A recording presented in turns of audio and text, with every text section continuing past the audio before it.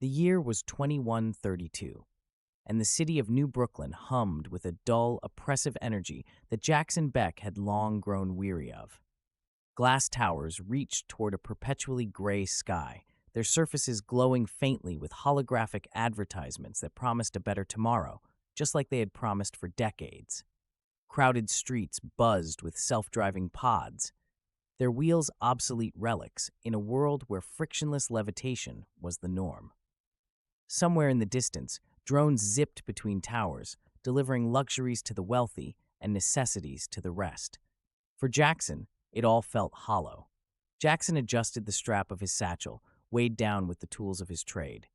As a historian, he spent most of his days at the archives, poring over fragments of the past in an attempt to document humanity's mistakes and triumphs. He was 38, wiry and perpetually disheveled, with a shock of dark brown hair that refused to be tamed and sharp blue eyes that seemed to pierce through the veneer of progress around him. "The trouble with history," he muttered as he stepped off the monorail and into the archive district, "is that no one ever listens to it."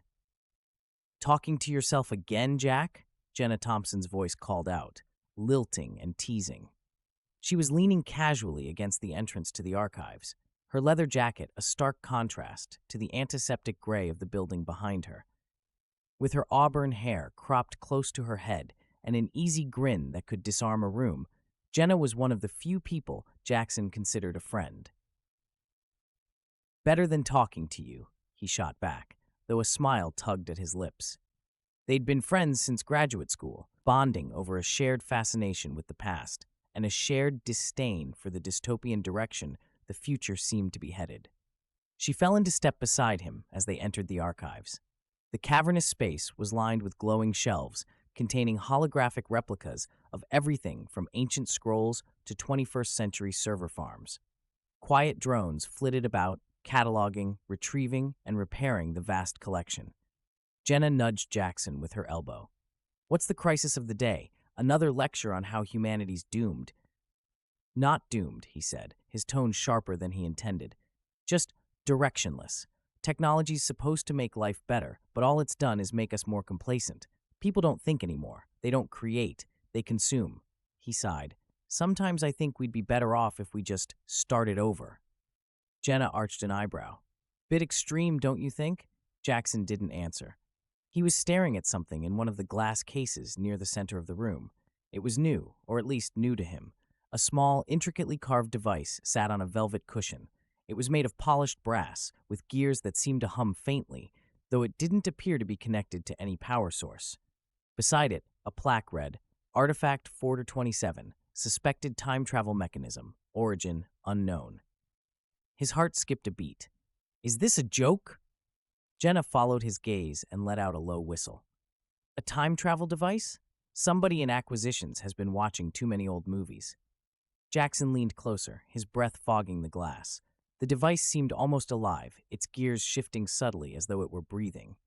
He turned to Jenna. "Do you believe it?" She laughed. "That this thing can bend the laws of physics? No. That you're about to go on one of your obsessive deep dives? Absolutely." But Jackson wasn't laughing. "Jenna, think about it. If it's real, if we could actually travel through time, imagine what we could do. We could stop wars before they start, prevent catastrophic decisions, save lives. Or make everything worse," Jenna said, crossing her arms. "You ever heard of the butterfly effect? One tiny change and bam, no monorails, no archives, no us." "Maybe that wouldn't be such a bad thing," Jackson muttered. Before Jenna could respond, he added, "I'm just saying it's worth looking into." Jenna sighed, knowing there was no point in arguing when Jackson got like this. "Fine, but if you're about to start meddling with time, I'm not letting you do it alone." His eyebrows lifted in surprise. "You're serious?"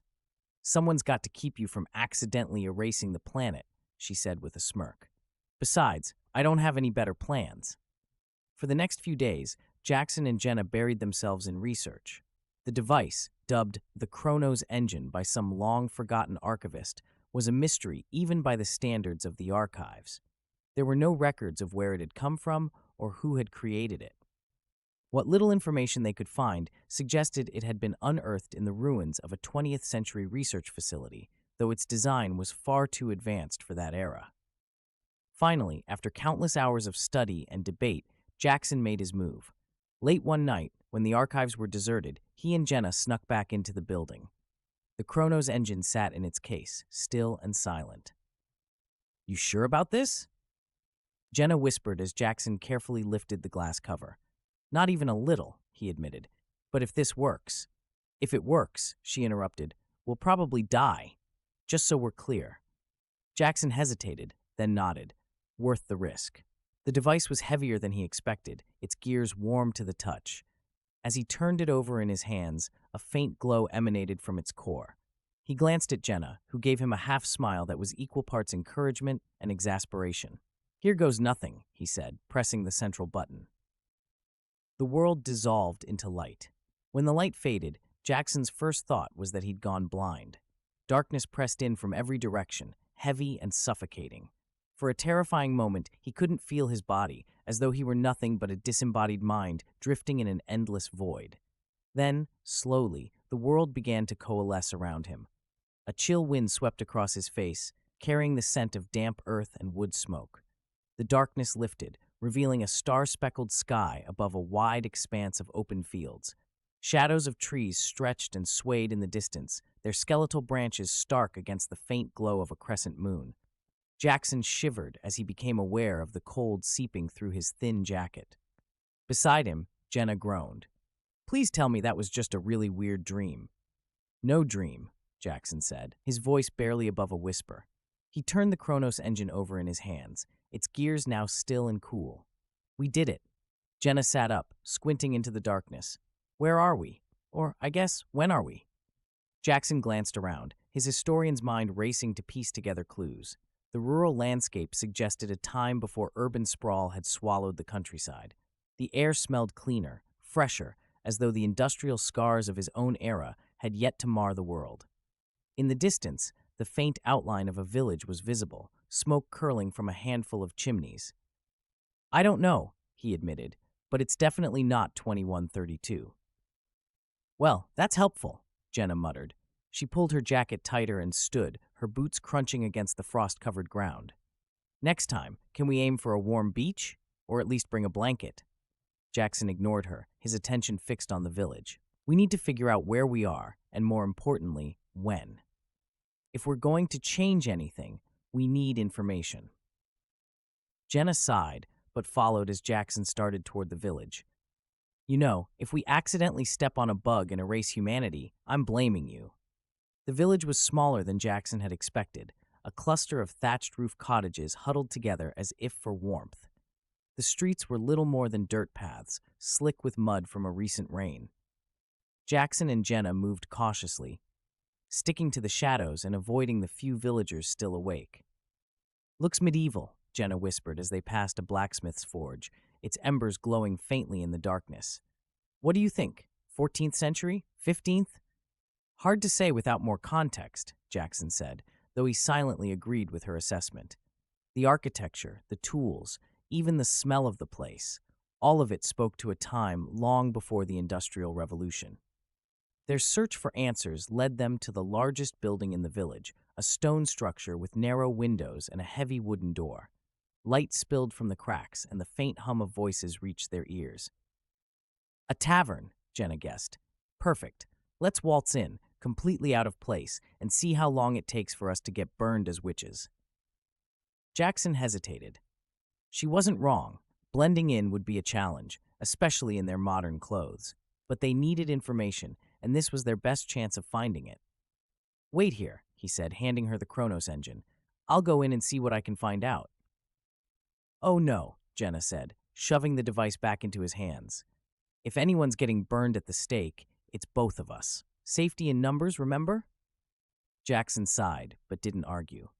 Together, they pushed open the door and stepped into the tavern. The interior was warm and dimly lit, with a roaring fire at one end and a handful of patrons seated around rough wooden tables. Most were men, their faces weathered and their clothes patched and threadbare.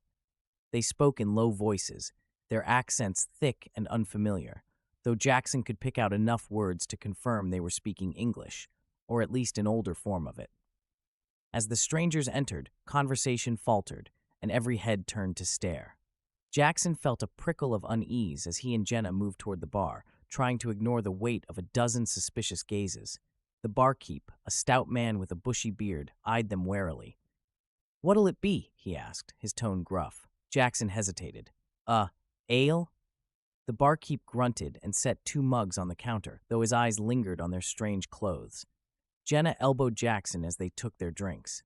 "Great plan," she muttered under her breath. "Totally inconspicuous." "Relax," Jackson whispered back. "We just need to blend in long enough to figure out the date." "Blend in? Jack, you look like you just walked off a spaceship." Before he could respond, a voice behind them cut through the murmur of the tavern. "You two don't look like you're from around here." They turned to see a young man leaning casually against the bar, his piercing gray eyes fixed on them. He was dressed in simple but well-made clothes, a leather satchel slung over one shoulder. Something about his demeanor set him apart from the other patrons. He was curious but not hostile. Jackson forced a smile. "Just passing through." The man raised an eyebrow. "Passing through? In the middle of winter? Unlikely."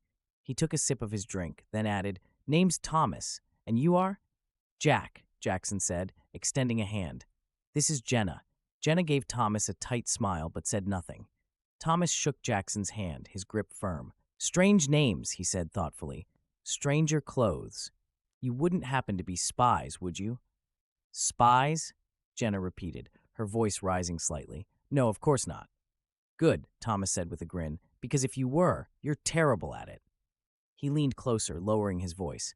"But I'd still be careful if I were you. There are folks here who don't take kindly to strangers, especially ones who don't seem to know the rules." Jackson felt a flicker of unease. "What rules?" Thomas's grin widened. "Stick around. Hollow, you'll find out soon enough." Jackson and Jenna exchanged uneasy glances as Thomas turned back to the bar, his cryptic warning lingering in the air. Jenna leaned closer to Jackson, her voice a low whisper. "I don't like this guy. He's too, what's the word? Observant." "Maybe he's just trying to help," Jackson replied, though he wasn't entirely convinced. Thomas's smile had been friendly enough, but there was a sharpness to him, an intelligence that made Jackson wary. "Help us or get us killed," Jenna shot back. "Because so far, he's doing a great job at both." Before Jackson could respond, Thomas's voice cut through their conversation. "You're not from around here, and you're definitely not passing through by accident." He glanced over his shoulder, his gray eyes glinting in the firelight. "If you're looking for answers, I might be able to help, for a price."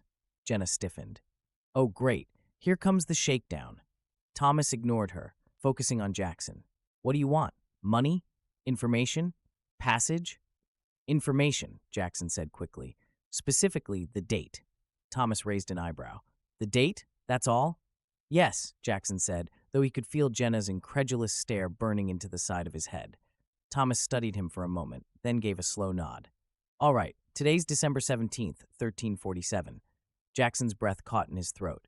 1347? He repeated. The year was seared into his memory, one of the most infamous dates in human history. This was the year the Black Death began its deadly march across Europe, a pandemic that would claim millions of lives. Jenna's eyes widened as realization dawned. "Oh, you've got to be kidding me," Thomas's grin returned. "Something wrong?" "No," Jackson said quickly, forcing a smile. "Thank you for your help." "Don't mention it." Thomas's gaze lingered on them for a moment longer before he turned back to his drink. Jackson grabbed Jenna's arm and steered her toward the door. Once outside, they huddled together in the shadows of the village square. 1347? Jenna hissed. "You brought us to the year of the freaking plague?" "I didn't bring us here on purpose," Jackson said defensively. "The Chronos engine must have malfunctioned. Or maybe it's random." "Random? Great. So we could end up in the middle of the French Revolution or the asteroid impact that wiped out the dinosaurs. Fantastic." Jackson rubbed his temples, trying to think. The significance of this year wasn't lost on him. This was one of the darkest chapters in human history, a time of unimaginable suffering. But it was also a pivotal moment, a turning point that had shaped the course of civilization. "If we're here, there's a reason," he said finally. "We just need to figure out what it is." Or we could go back to 2132 and never touch that stupid thing again, Jenna suggested. Just throwing that out there. Before Jackson could respond, the sound of a bell tolling broke the silence. It came from the direction of the church, its deep, mournful tone cutting through the crisp night air. The villagers began emerging from their homes, their faces etched with fear and confusion. "What's happening?" Jenna asked, her voice barely above a whisper. "I don't know," Jackson said, but he had a sinking feeling that the plague had already reached this village. The church was packed with villagers when Jackson and Jenna arrived, their presence drawing only a few curious glances. A man stood at the front of the room, his robes marking him as a priest. He held up his hands, calling for silence. "Brothers and sisters," he began, his voice trembling, "a grave illness has come to our land. I have seen it with my own eyes, a sickness that spares no one, rich or poor, young or old. We must pray for deliverance, for only God can save us from this scourge." The crowd murmured anxiously, the word plague rippling through the room like a contagion. Jackson felt Jenna's hand tighten around his arm. "This is bad," she whispered. "Really bad." Jackson nodded, his mind racing. If the plague was already here, they were in serious danger. But leaving wasn't an option. Not yet. He couldn't shake the feeling that they had a role to play in this moment, that their presence here was more than just a random accident. As the priest continued to speak, Jackson noticed Thomas standing near the back of the room. Their eyes met, and Thomas inclined his head slightly, as if inviting Jackson to join him. Reluctantly, Jackson made his way over, Jenna close behind. "You picked an interesting time to visit," Thomas said, his voice low. "Most people are trying to get away from the cities, not wander into them." "We didn't exactly have a choice," Jackson said carefully. Thomas's eyes narrowed. "You're running from something, aren't you? I can see it in your eyes." Jackson hesitated, then decided to tell the truth. At least part of it. "We're not running. We're looking for answers." "Answers to what?" "Why the world is the way it is," Jenna said, cutting in. "Why people make the choices they do. Why some things never seem to change." Thomas regarded them thoughtfully. "Big questions. Dangerous questions." "Do you know anyone who might have answers?" Jackson asked. Thomas glanced around the room, then leaned in closer. "There's a healer who lives on the edge of the village. Some say she has knowledge that no one else does, but others say she's in league with the devil. You might find what you're looking for there, if you're brave enough to ask." Jackson and Jenna stood outside the church, the faint tolling of the bell fading into the cold night. The mention of a healer, a woman shrouded in both respect and suspicion, had set Jackson's mind racing. In a time when science and superstition were tightly entwined, such a figure might possess insights about the plague, or even be someone whose life they could change for the better. But Jenna was less enthusiastic. "A healer on the edge of the village," she said, wrapping her arms tightly around herself. "Sounds like a setup for a horror story. Are you sure about this?" "Do you have a better idea?" Jackson countered. "If she knows anything about what's happening, she might be the key to understanding why we're here." Jenna sighed, her breath visible in the frosty air. "Fine, but if she starts chanting or pulling out jars of weird herbs, I'm out." With Thomas's vague directions, they found themselves walking toward the outskirts of the village. The cottages grew sparser, the air colder. By the time they reached the last house, a squat structure with a thatched roof and a faint light glowing from within, the sound of their footsteps was the only noise in the stillness. Jackson raised a hand to knock, but Jenna grabbed his arm. "You sure we shouldn't just—" Before she could finish, the door creaked open. An elderly woman stood in the doorway, her face deeply lined but her eyes sharp and probing. She wore a heavy woolen shawl, and a faint scent of herbs and smoke clung to her. "You're not from this village," she said matter-of-factly, her voice steady despite the weight of years. "No," Jackson admitted. "We're travelers." The woman's gaze shifted to Jenna, then back to Jackson. "You've come seeking something. Knowledge, perhaps?" Jackson blinked in surprise. "Yes, how did you—" The woman stepped aside, gesturing for them to enter. "Come inside, quickly. The night is no friend to wanderers." The interior of the cottage was cramped but orderly, its walls lined with shelves crammed with jars, dried plants, and yellowing parchments. A fire crackled in the hearth, casting flickering shadows that danced across the walls. The air was warm and thick with the scent of lavender and chamomile. The woman motioned for them to sit at a wooden table where a steaming pot of tea waited. "I am Ellen," she said, pouring tea into mismatched cups. "You may call me a healer, though some prefer less flattering titles." Jackson hesitated before taking a sip. The tea was earthy and bitter, but it warmed him from the inside out. "We were told you might have knowledge about unusual things," he said carefully, "things beyond what others understand." Ellen's lips curled into a faint smile. An interesting way to phrase it. "But yes, I know more than most about the natural world and the unnatural." Jackson leaned forward, his historian's instincts kicking in. "This illness that's spreading, what can you tell us about it?" Ellen's expression darkened. "The sickness is not new, though it is newly arrived here. It travels faster than the wind and spares no one. Those who catch it burn with fever, their bodies consumed from within." She paused, studying them. "You've heard of it before." Jenna stiffened. "Why would you think that?" Ellen shrugged. "Your eyes betray you. You speak as though you know the outcome, as though this is a story already written." Jackson exchanged a glance with Jenna. He hadn't planned to reveal the truth, but Ellen's perceptiveness left him little choice. "We're historians," he said slowly. "We've studied events like this, but only from a distance." Ellen raised an eyebrow. "A distance of time, not space." "Yes," Jackson admitted, "and we want to help if we can." Ellen regarded him silently for a long moment, her sharp gaze unnerving. Finally, she stood and moved to one of the shelves, retrieving a small vial filled with a dark liquid. She set it on the table between them. "This is an extract of elderberry and wormwood," she said. "It won't cure the sickness, but it may ease the symptoms for a time. I've seen it bring comfort to those who are suffering." Jackson picked up the vial, his mind racing. Could something as simple as herbal medicine make a difference in a pandemic of this scale? And if it could, how could he bring that knowledge back to his own time? "Thank you," he said, his voice sincere. "But what if we could do more? What if we could stop the sickness from spreading?" Ellen's eyes narrowed. "No one can stop death, young man. It is as inevitable as the turning of the seasons." Jackson's jaw tightened. "But what if it wasn't?"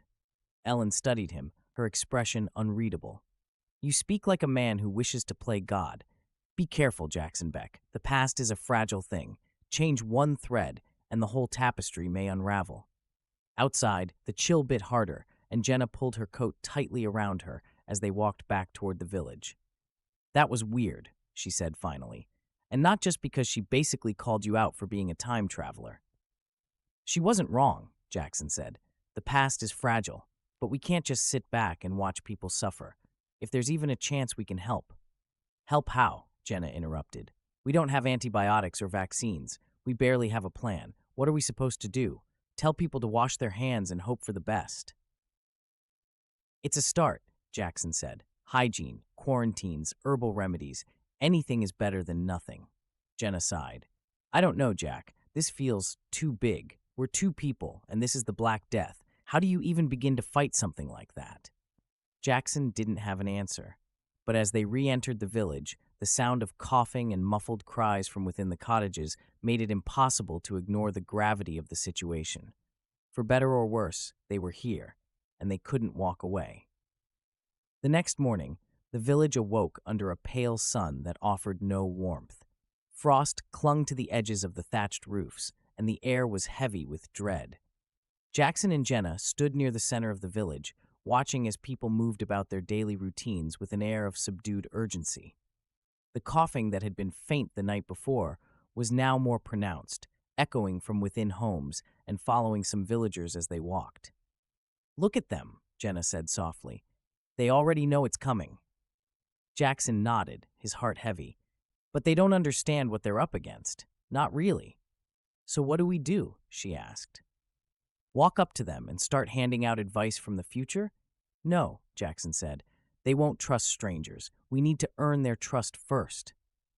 Jenna raised an eyebrow. "And how do we do that?"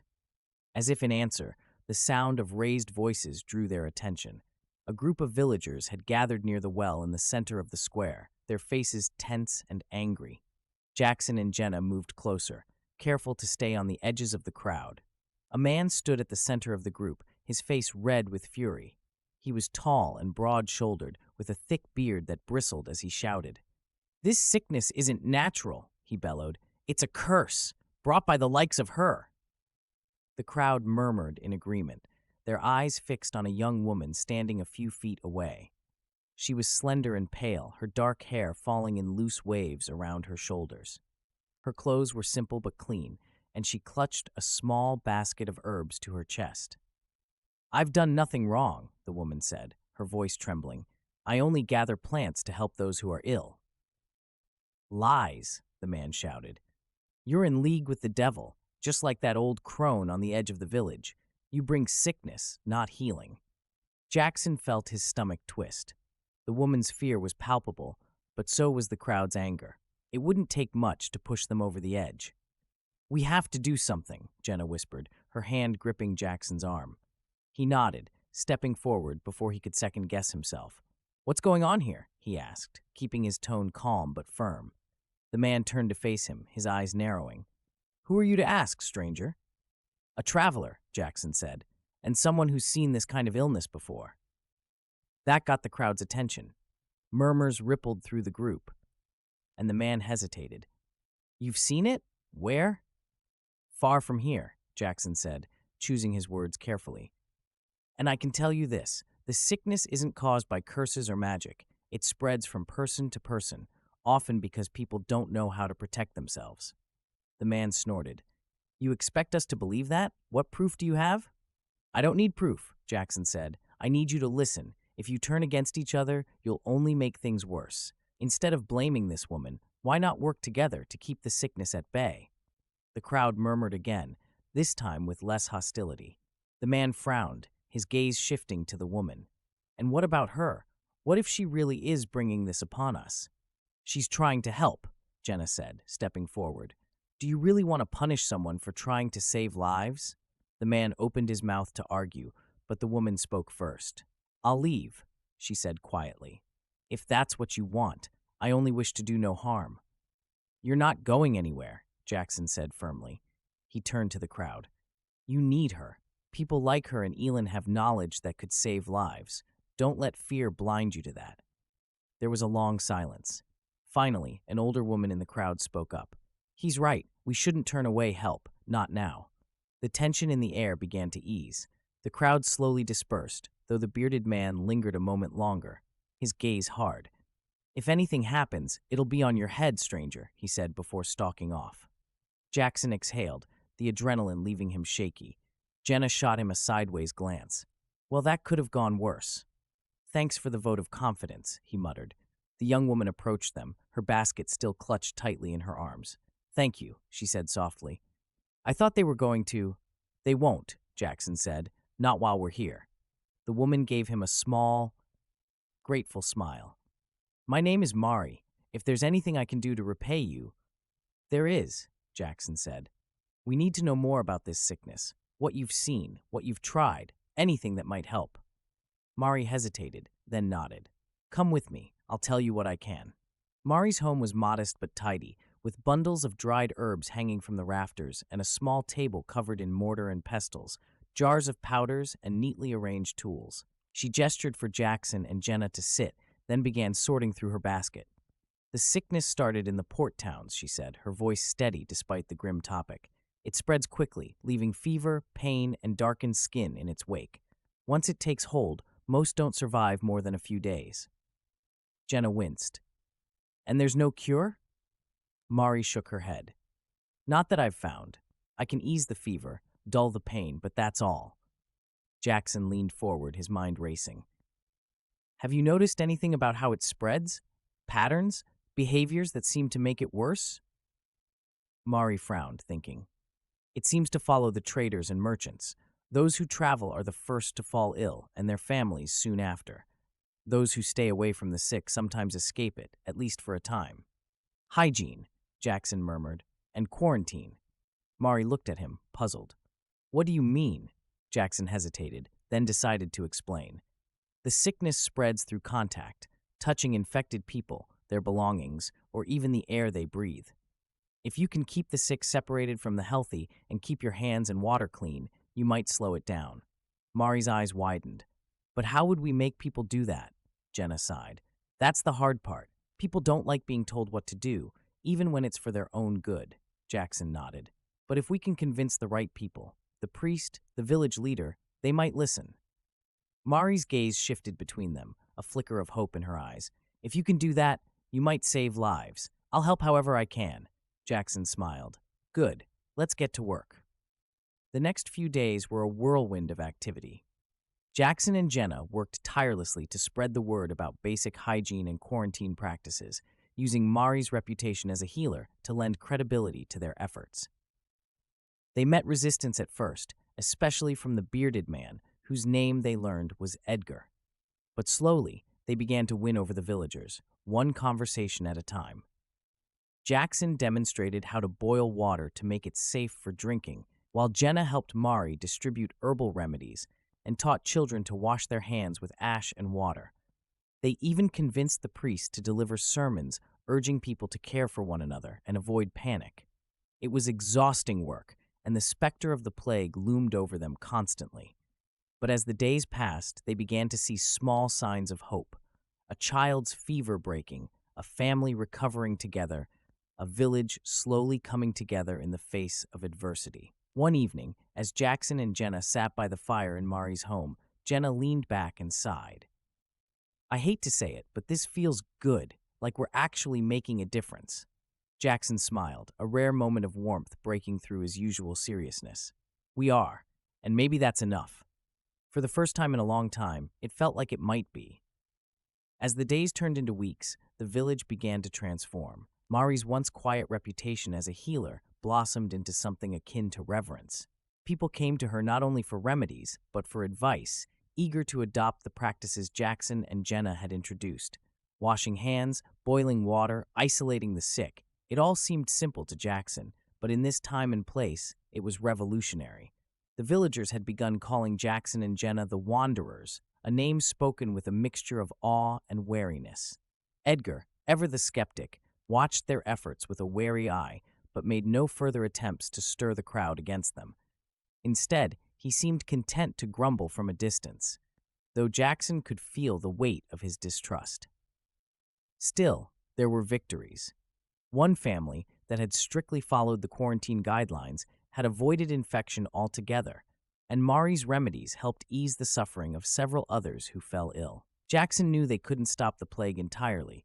It was a force far larger than one village, but they were slowing its spread, buying time for some, and giving the villagers hope. That, at least, felt like a win. One cold morning, as a faint mist hung over the village, Mari arrived at their borrowed room in the tavern, her face pale and drawn. You need to come with me, she said without preamble. Jenna, still groggy from sleep, blinked. What is it? More sick villagers? No, Mari said. Travelers, from the east. That woke Jackson completely. He was on his feet in an instant, pulling on his boots. From the east? How many? 3, Mari said. They arrived at dawn and went straight to the church. They're asking for shelter. Jenna frowned, rubbing her arms against the morning chill. And why is that a problem? Because one of them is coughing, Mari said grimly. The church was colder than usual, its stone walls damp with condensation. Jackson and Jenna followed Mari inside, their breath visible in the frigid air. At the front of the room, the priest stood speaking with 3 travelers, a man and 2 women, their clothes worn and their faces gaunt. The man leaned heavily against the altar, his breathing labored. As they approached, the priest looked up, relief flashing across his face. Ah, Mari, perhaps you can help. These poor souls have come a long way and are in need of rest. From where? Jackson asked, his voice sharper than he intended. From Genoa, the man rasped, his accent thick. The port is overrun. We fled as soon as we could. Jenna stiffened beside him. Genoa, one of the epicenters of the plague. The name alone was enough to make her stomach churn. Mari stepped forward, placing a hand on the man's shoulder. You should not be here, she said gently but firmly. You're ill. I'm tired, the man insisted. Just tired. Jackson stepped between them, his tone urgent. If you're from Genoa, there's a good chance you've been exposed to the sickness. If you stay here, you could spread it to the entire village. The man's expression hardened. You would turn us away? Leave us to die in the cold? It's not about abandoning you, Jackson said, trying to keep his voice calm. It's about protecting everyone else. There's a barn at the edge of the village. If you stay there, we can bring you food and supplies. And let us freeze to death? One of the women demanded. No one will let you freeze, Jenna interjected, her voice firm but compassionate. We'll keep you warm, fed, and cared for, but we can't risk you being here. The priest looked uneasy, but didn't object. The travelers, though clearly unhappy, seemed to understand the logic of the arrangement. With Mari's help, they were escorted to the barn, where Jackson and Jenna helped set up a makeshift quarantine. Over the next few days, Jackson and Jenna worked tirelessly to care for the travelers without risking direct exposure. They left food and water outside the barn and communicated through a small window, checking their symptoms and offering advice. Mari's remedies seemed to bring some relief, but the man's condition worsened quickly, his cough deepening into a rattling wheeze. It's not enough, Jackson muttered one night as they walked back to the village. We're buying time, but we're not solving the problem. Jenna gave him a tired look. We knew we couldn't fix this, Jack. We're doing what we can. Maybe it's not enough, he said, his voice tinged with frustration. Maybe we're supposed to do more. Jenna stopped walking, grabbing his arm to make him face her. Listen to me. We've given these people a fighting chance, more than they ever would have had without us. You can't save everyone. No one can. Jackson opened his mouth to argue, but stopped himself. He could see the exhaustion in Jenna's eyes, the strain they were both feeling. She was right. They had done everything they could, but it still felt like it wasn't enough. That night, Jackson lay awake, staring at the Kronos engine where it sat on the table beside him. Its brass gears seemed to glint faintly in the moonlight, as if mocking him. He thought of the millions who would die in the years to come, and of the few they had managed to help here. Was it worth it? Could they justify their interference if it made so little difference in the grand scheme of things? As he drifted into a restless sleep, his thoughts were filled with faces. The villagers, the travelers, Jenna. He didn't know what the future held for any of them, but one thing was clear. The choices they made here would echo far beyond this moment.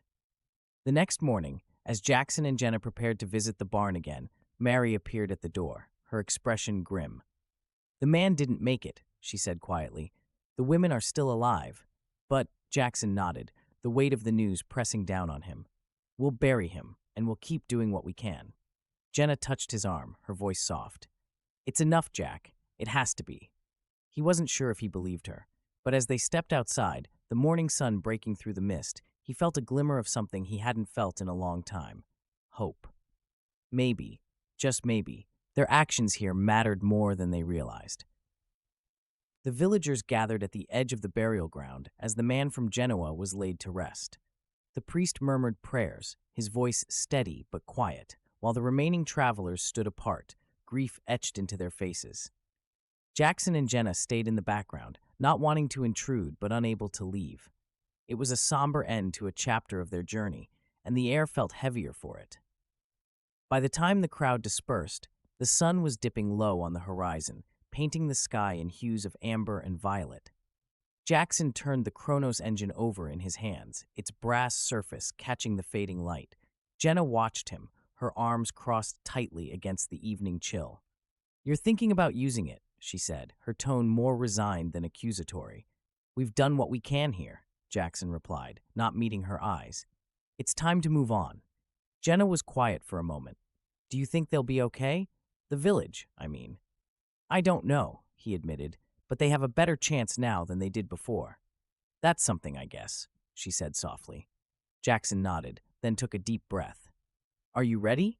Jenna hesitated, her gaze lingering on the village. Not really, but I don't think I ever will be. With that, Jackson pressed the central button on the Kronos engine. The world dissolved into light once more. This time, the transition was smoother, though no less disorienting. The blinding light faded to reveal a bustling, chaotic scene. Jackson stumbled slightly as his senses adjusted. The acrid scent of smoke and gunpowder filled the air, mingling with the distant clang of metal and the sharp cries of voices raised in urgency. He blinked, trying to make sense of his surroundings. They stood in the middle of a narrow cobblestone street, surrounded by towering brick buildings with soot-streaked walls. Above them, the sky was obscured by a haze of smog. The distant rumble of machinery vibrated through the ground, and the air felt thick with energy and tension. "Where are we now?" Jenna asked, brushing ash from her jacket. Jackson scanned the street, his historian's mind racing to place the setting. The architecture, the industrial smell, the distinct hum of a city on the edge of revolution, it all pointed to one conclusion. "London," he said. "Mid-19th century, I'd guess." Jenna frowned. "Industrial revolution?" "Seems like it," Jackson said. He turned slowly, taking in the soot-covered buildings and the throngs of people moving with purpose. "We're at the heart of it." Jenna wrinkled her nose. "Great. So we've gone from plague to pollution. What's the lesson this time? Wear a scarf?" Jackson managed a weak smile. "Let's figure out why we're here first." They wandered the streets for hours, weaving through crowds of workers and street vendors. The city was alive with activity, its sounds and smells overwhelming. Children darted between carts, their faces smudged with grime, while men in soot-streaked shirts shouted to one another as they hauled crates of coal and iron. Women in tattered dresses hurried along the sidewalks, balancing baskets on their hips and avoiding the splashes of filthy water from passing carriages. Jackson couldn't help but feel a strange sense of awe. This was the age of progress and invention, the birthplace of modern industry.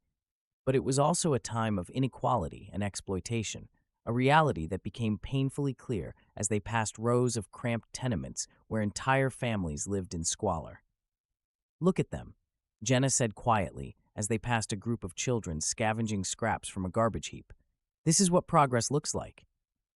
"It's what progress costs," Jackson said. His gaze lingered on the children, his chest tightening. "This is why it matters. The choices we make now shape the lives of everyone who comes after us." They stopped near a factory, its massive brick walls looming over the street. Smoke poured from its chimneys, darkening the already gray sky. Workers filed out of the building, their faces weary and their clothes drenched in sweat. One man, his arms slung around a younger boy who couldn't have been older than 10, caught Jackson's eye. "They're using kids," Jenna said, her voice tight with anger. "It was common," Jackson said grimly. "Children worked long hours in dangerous conditions for barely any pay. It wasn't until later that laws started changing." Jenna stared at the boy, her jaw clenched. "And what are we supposed to do about it? Tell them child labor's bad and hope they listen?" "Maybe we're not here to stop child labor," Jackson said thoughtfully. "Maybe we're here to meet someone." Jenna gave him a skeptical look. "And who's that supposed to be?" "I don't know yet," he admitted. "But if this is the Industrial Revolution, there are people fighting for change. Reformers, activists. Someone here is trying to make a difference." "Great," Jenna said dryly. "Let's just walk up to every person we see and ask if they're saving the world." Their answer came later that evening, in the form of a young woman standing on a wooden crate at the edge of a crowded square. She wore a plain but neatly pressed dress, her dark hair pinned back in a simple bun. Despite her modest appearance, her voice carried with surprising strength. "Do not let them tell you this is the only way," she shouted, her words cutting through the din of the city. "We deserve better than this, better than 12-hour shifts and wages that barely feed our families. Together, we can demand change." The crowd was a mix of curiosity and skepticism, but Jackson saw something else in their faces, a glimmer of hope. He nudged Jenna. "I think we've found her." The woman continued her speech, her passion unmistakable. "The factories cannot run without us. If we stand together, if we refuse to accept these conditions, we can force them to listen." When she stepped down, the crowd dispersed quickly, most returning to their routines. Jackson and Jenna approached her as she gathered her papers, her expression weary but determined. "Good speech," Jackson said, offering a small smile. The woman looked up, startled. Her eyes narrowed. "Are you with the factory owners? Because if you are, I have nothing to say to you." "No, we're not," Jenna said quickly. "We're travelers. We heard you speaking and wanted to help." The woman arched an eyebrow. "Help? And what exactly do you think you can do?" Whatever you need, Jackson said. We believe in what you're doing. She studied them for a moment, then nodded. I could use more hands to distribute flyers. There's a rally tomorrow night, and I need as many people there as possible. Consider it done, Jackson said. The woman extended a hand. Eleanor Hart. Jackson Beck, he said, shaking her hand. This is Jenna Thompson. Eleanor nodded. Well, Jenna, welcome to the fight. Jackson and Jenna spent the following day immersed in Eleanor Hart's world, a whirlwind of purpose and passion. They followed her through the bustling streets of London, helping distribute handbills for the rally. The flyers were simple, yet striking, with bold lettering that read, Workers Unite, demand fair wages and decent hours. Below, the location and time of the rally were listed, alongside a call to arms for all laborers in the city. Jenna marveled at Eleanor's energy. The young reformer moved through the crowds with an almost magnetic presence, stopping workers mid-stride and speaking with an intensity that was impossible to ignore. Even those who brushed her off seemed to walk away with her words lingering in their minds. She's incredible, Jenna whispered as they watched Eleanor convince a skeptical coal worker to attend the rally. She's what this moment needs, Jackson replied, his admiration clear, and maybe why we're here. That evening, the rally took place in an open square flanked by rows of darkened factories. The smell of coal smoke and oil hung heavy in the air, but the atmosphere was electric. Workers gathered in clusters, their faces tired but curious. Some held the handbills Eleanor had distributed, while others seemed drawn by the sheer buzz of the crowd. Eleanor stood at the center of a makeshift stage, a few wooden crates stacked together, and addressed the growing crowd with the same fiery determination they had seen the day before. This is our time, she called out, her voice ringing clear above the murmurs. For too long, we've been treated as tools, as cogs in a machine. But we are not machines. We are people, and we deserve to be treated with dignity. Cheers rippled through the crowd, tentative at first, but growing louder. Jackson and Jenna worked their way through the throng, handing out additional flyers and urging stragglers to move closer to the stage. Jackson stopped to speak with a small group of young men who seemed hesitant. What's the point? One of them muttered, kicking at the dirt. They won't listen. They never do. They won't listen if you stay silent, Jackson said, his tone earnest. But if you stand together, they can't ignore you. Change doesn't happen overnight, but it starts here. The men exchanged glances, then nodded, moving closer to the stage. Jackson felt a flicker of satisfaction. Small victories, he reminded himself, were still victories. As the rally gained momentum, Jenna found herself beside Eleanor on the stage, helping her manage the crowd. Jenna's sharp voice and practical demeanor made her a natural at organizing the chaos, and Eleanor quickly came to rely on her. Do you see them? Eleanor said, her voice filled with awe as she scanned the crowd. This is how it begins. Jenna glanced at her, a faint smile tugging at her lips. Yeah, well, don't forget to breathe. Starting revolutions is exhausting. Eleanor laughed, a sound that was more relief than humor. You're not wrong. From his place near the edge of the square, Jackson watched the crowd with a mix of hope and apprehension. He knew enough about history to understand that movements like this often faced fierce resistance. The factory owners wouldn't take kindly to their workers organizing, and there was always the risk of violence. As if on cue, a commotion broke out near the back of the crowd. A group of men, bigger, burlier, and clearly not workers, pushed their way forward, shoving people aside. Their presence sent a ripple of unease through the rally. Trouble, Jackson muttered, moving toward the stage. The leader of the intruders, a man with a barrel chest and a thick mustache, climbed onto the stage without waiting for an invitation. Eleanor's speech faltered as he loomed over her, a smirk playing at the corners of his mouth. This little gathering is cute, he said, his voice dripping with sarcasm. But you lot should know better than to stir up trouble. Eleanor squared her shoulders, her chin lifted defiantly. We're not stirring up trouble, we're demanding justice, the man chuckled. Justice? Is that what you call this nonsense? You're wasting everyone's time, girl. Go home before someone gets hurt. Jackson reached the stage just in time to see Jenna step forward, her expression stormy. Back off, mustache man, she snapped. She's got a right to speak, and these people have a right to be here. The man's smirk vanished, replaced by a glower. "Watch your tone, lady." "Or what?" Jenna shot back, her hands on her hips. "You'll throw a tantrum? Go ahead. Let's see how well that goes over." The crowd murmured uneasily, sensing the tension. Jackson climbed onto the stage and placed a hand on Jenna's arm, pulling her back slightly.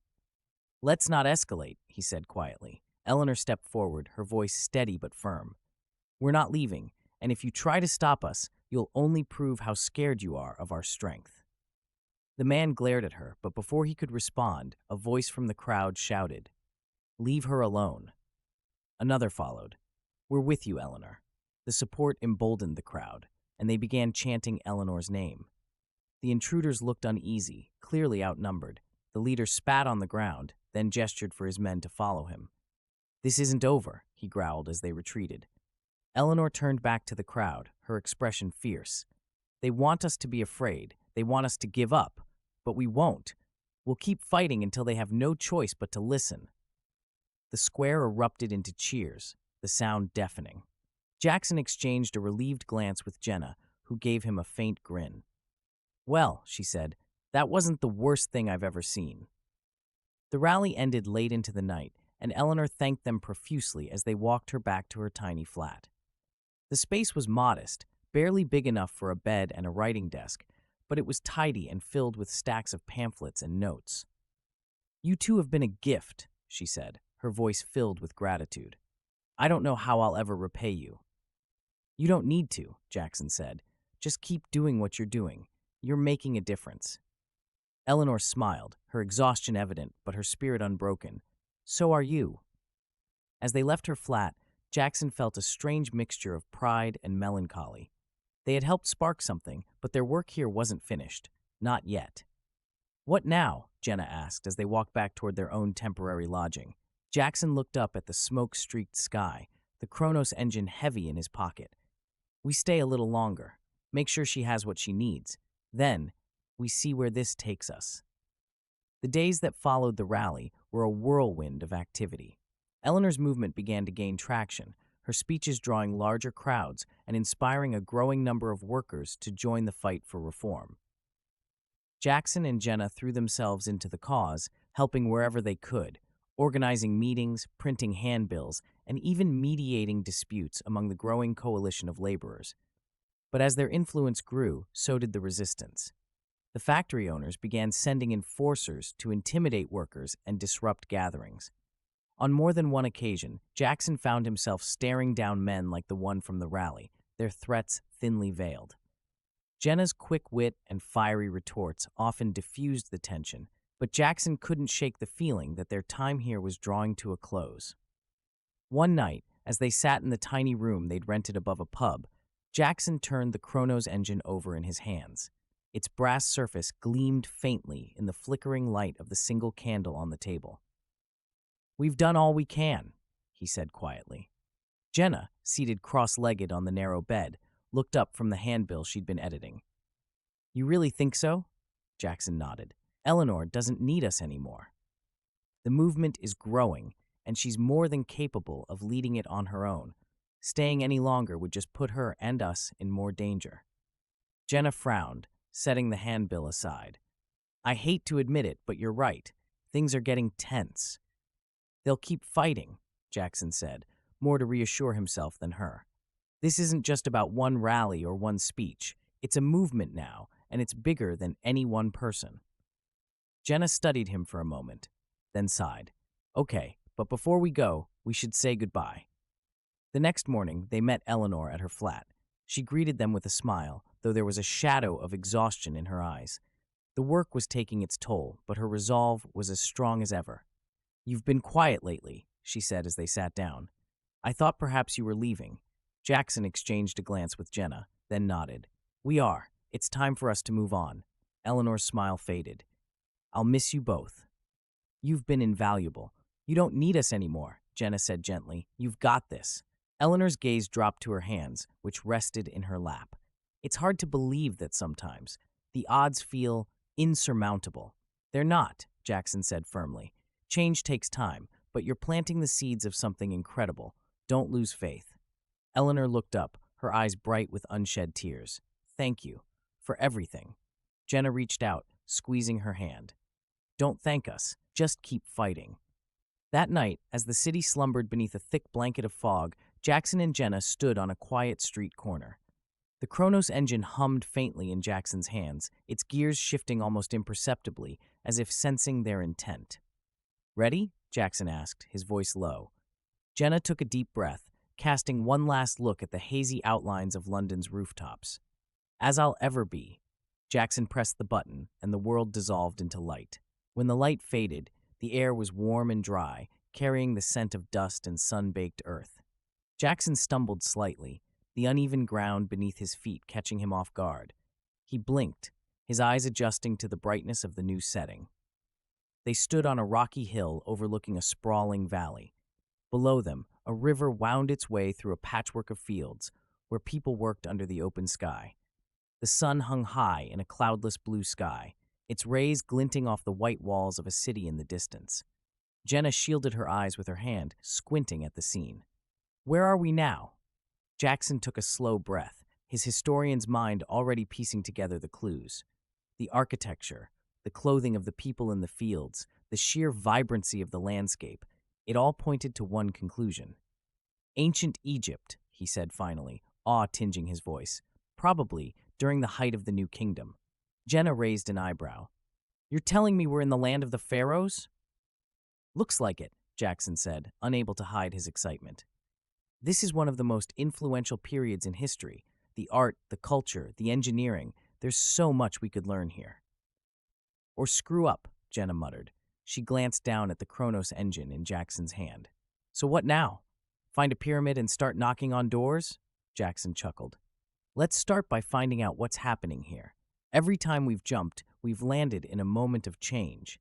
If history's taught us anything, it's that there's always a story to be found." Jenna sighed, adjusting her jacket in the desert heat.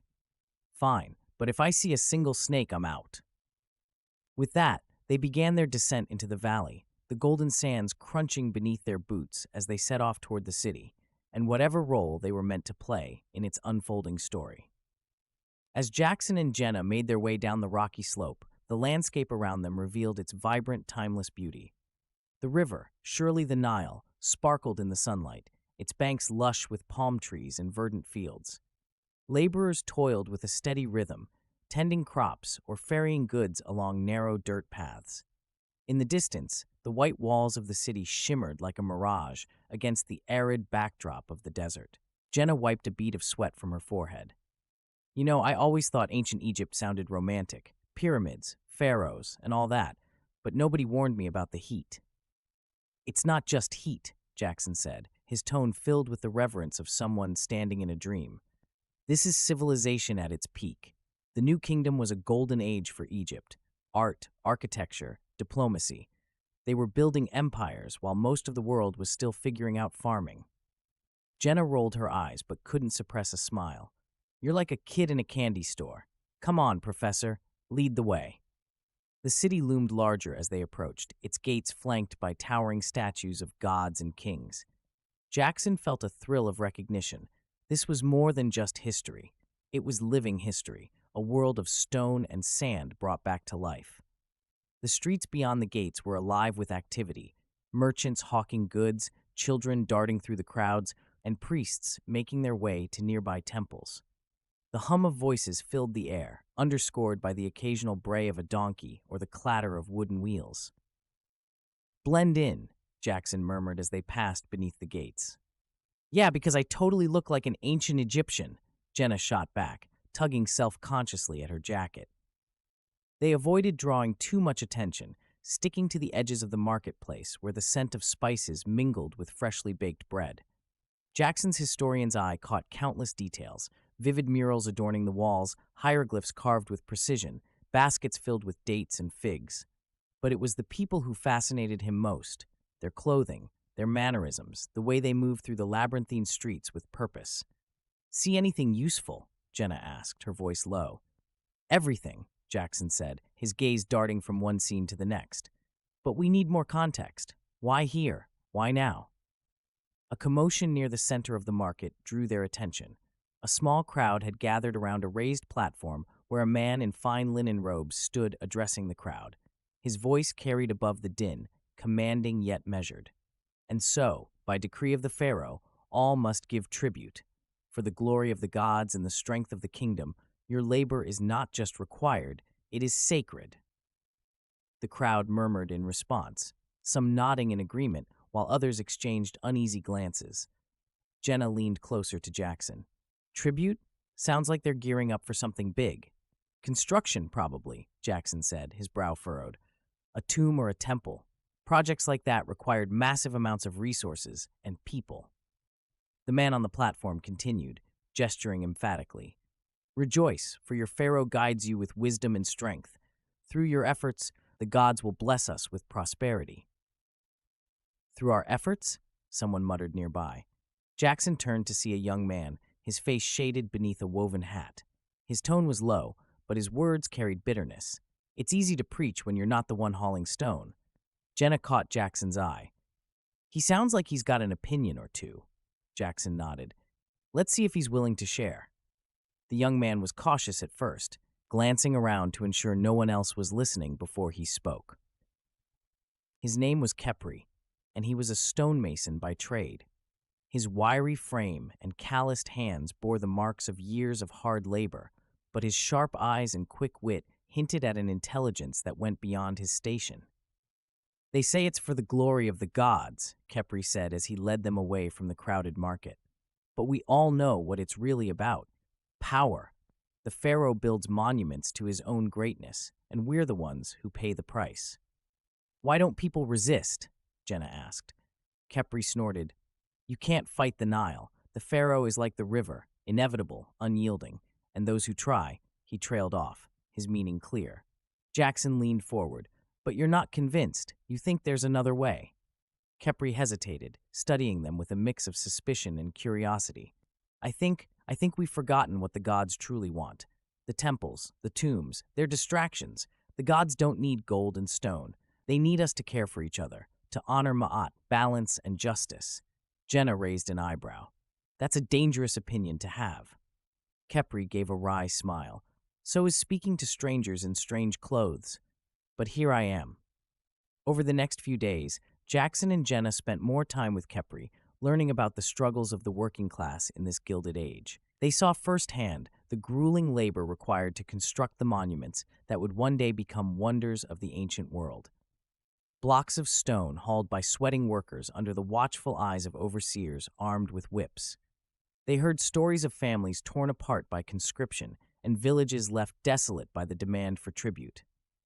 It's progress at a cost, Jackson said one evening as they sat by the Nile, its waters glowing gold in the light of the setting sun. The same story, repeated in every era, greatness built on the backs of the powerless. Jenna frowned, skipping a stone across the river's surface. So what's our role here? Are we supposed to help Khepri, convince the Pharaoh to ease up on his people? I don't know, Jackson admitted, but I think Khepri's right. The gods, or whatever people believe in, don't want suffering. If we can help him spread that idea, maybe we can make a difference. The opportunity came sooner than they expected. One afternoon, as the city prepared for a grand festival honoring the gods, Khepri approached them with a mix of excitement and nervous energy. I've been invited to speak, he said, at the temple during the festival. Jackson's eyebrows shot up. That's huge. How did you manage that? An elder priest took notice of my work, Khepri said. He thinks I have potential, though I doubt he knows what I'm planning to say. Jenna smirked. You're going to drop some truth bombs, aren't you? Khepri's expression turned serious. If I'm careful, yes, but I'll need your help. Jackson nodded. We're with you. The temple was a masterpiece of architecture, its columns painted in vibrant colors and its halls echoing with the chants of priests. The festival drew crowds from across the city, all eager to see the rituals and offerings that marked the occasion. Khepri's speech came near the end of the ceremony, when the crowd's attention was at its peak. Standing on the temple steps, he spoke of Ma'at, not as an abstract concept, but as a call to action. He urged the people to remember their shared humanity, to treat one another with compassion and fairness. The response was mixed. Some nodded in agreement, moved by his words. Others, including the overseers and temple officials, exchanged uneasy glances.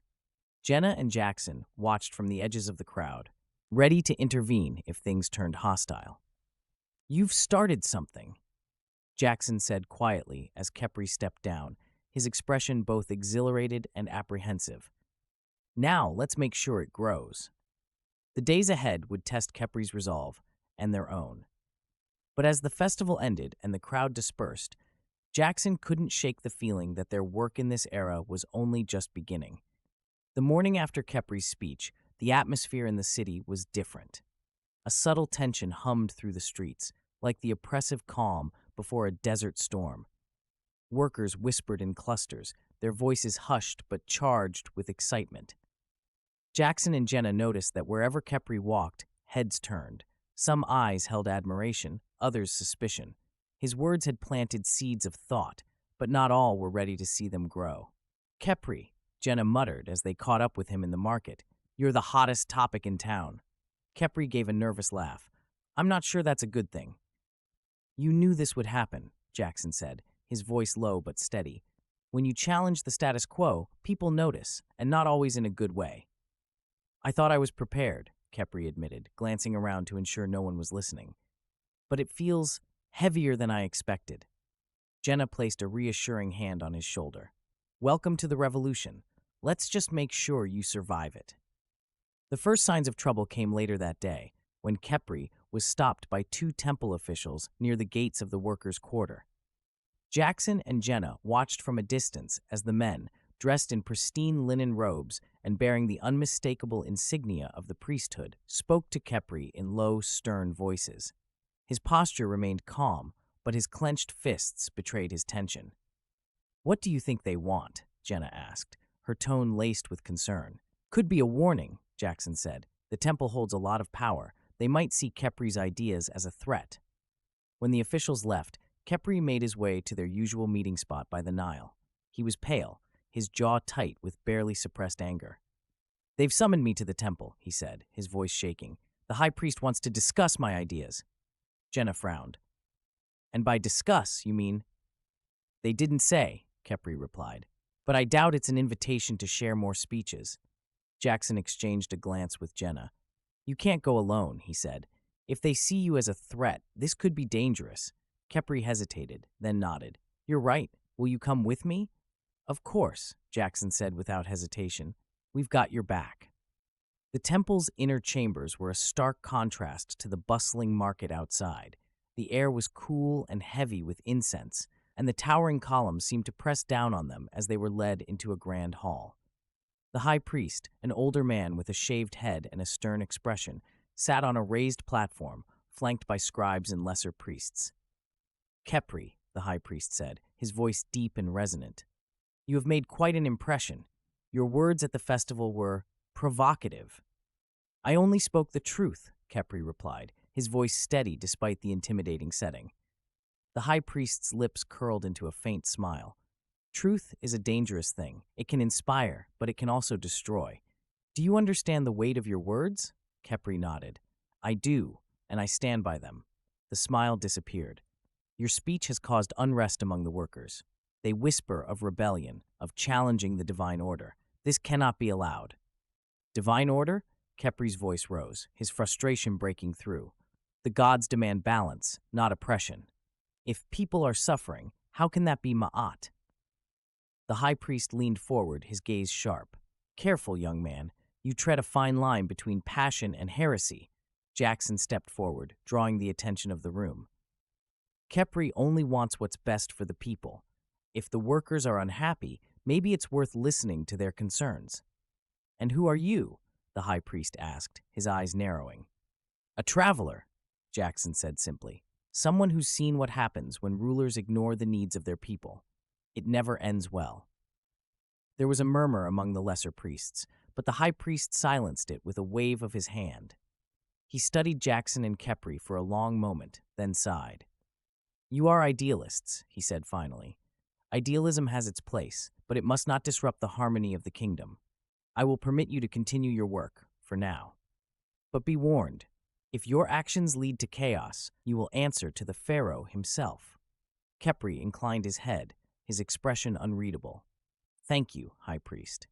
As they left the temple, the midday sun felt brighter than ever, its heat oppressive. Khepri's calm facade cracked as soon as they were out of earshot.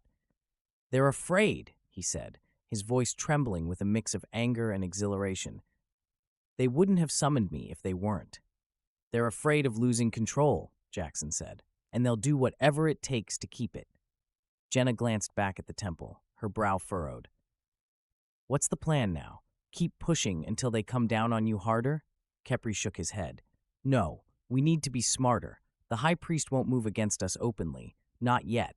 That gives us time to build support, to show the workers that there's another way. Jackson nodded. And you won't be alone. We'll help you. Over the next few weeks, Khepri's message began to spread more widely, thanks in no small part to Jackson and Jenna's efforts. They organized secret gatherings, wrote messages on scraps of papyrus, and even convinced a few sympathetic priests to lend their support. The workers, emboldened by Khepri's words, began to demand better treatment, small steps at first, but steps nonetheless. But progress came at a cost. Overseers grew harsher. The temple's scrutiny intensified, and whispers of dissent turned into outright threats. One evening, as they gathered near the river, Khepri shared troubling news. The overseers are planning to make an example of someone, he said, his voice heavy with dread. They think it will scare the workers into submission. Who? Jenna asked. I don't know, Khepri admitted. But if they succeed, everything we've worked for could fall apart. Jackson's jaw tightened. Then we can't let them succeed. The days ahead would test their courage and resolve in ways they couldn't have imagined. The balance between progress and survival, between ideals and reality, hung by a thread. But as the sun set over the Nile, casting its golden light on the ancient land, Jackson knew one thing for certain. History wasn't written in stone. It was shaped by the choices people made, and by those who dared to make them. The confrontation with the overseers came swiftly and violently, shattering the fragile calm that Khepri's movement had built. On a sweltering afternoon, workers at a quarry refused to continue hauling stone, demanding better conditions and fairer treatment. Jackson and Jenna, hidden among the laborers, watched as the overseers barked orders, their whips slicing through the air to punctuate their commands. The workers' defiance was a spark, and the tension in the air felt like dry tinder ready to ignite. Khepri stepped forward, his voice steady despite the danger. They've had enough. You can't build temples to Ma'at while trampling her principles. The head overseer, a burly man with a face like sun-scorched leather, sneered. You think words can move stone, boy? You're nothing but a pest, stirring up trouble where it isn't wanted. Jackson moved before he could think, placing himself beside Khepri. He's not stirring up trouble, he's standing up for justice. The overseer's sneer deepened. Outsiders should know when to stay out of our business. Jenna, always quicker to act than Jackson, pushed her way to the front. Funny how you call it your business when it's their sweat and blood making it happen. The overseer raised his whip, but before he could strike, the crowd erupted. Workers surged forward, overwhelming the overseers with sheer numbers. Tools and bare hands became weapons, and the air filled with shouts and the dull thud of fists meeting flesh. Khepri grabbed Jackson's arm. We have to go. They'll send soldiers when they hear of this. Jenna hesitated, her fists clenched. We can't just leave them. We'll help them more by staying alive, Khepri said urgently. Please. Reluctantly, they followed Khepri, slipping away from the chaos and vanishing into the winding streets of the city. They made their way to the outskirts, where the air was quieter and the sands stretched endlessly toward the horizon. It was there, beneath the shadow of a half-finished temple, that Khepri finally stopped. This is the end for me, he said, his voice heavy with resignation. What are you talking about? Jackson asked, his breath still ragged from their escape. They'll come for me, Khepri said. If not today, then tomorrow. I've pushed too far, and they won't let me continue. You don't know that? Jenna said, though her tone betrayed her doubt. Khepri smiled sadly. I do, but it doesn't matter. The workers won today, and they'll remember that. They'll know they can fight back. Jackson felt a lump rise in his throat. You've started something bigger than yourself. That's the hope, Khepri said. He placed a hand on Jackson's shoulder. But you, both of you, you're different. You have knowledge, strength. Use it wisely, wherever you go. Jenna blinked, startled. How do you— I don't know who you are or where you came from, Khepri said, but it's clear you don't belong here. That's not a bad thing. It just means you have a journey to continue. Jackson nodded, feeling the weight of Khepri's words. Thank you for everything. No, Khepri said, stepping back. Thank you. You've given me courage. As the sun set, painting the sands in hues of gold and crimson, Jackson and Jenna climbed to a secluded ridge overlooking the valley. The Kronos engine gleamed faintly in Jackson's hands, its gears already humming as if anticipating the next leap. Are you ready? Jackson asked, his voice quiet.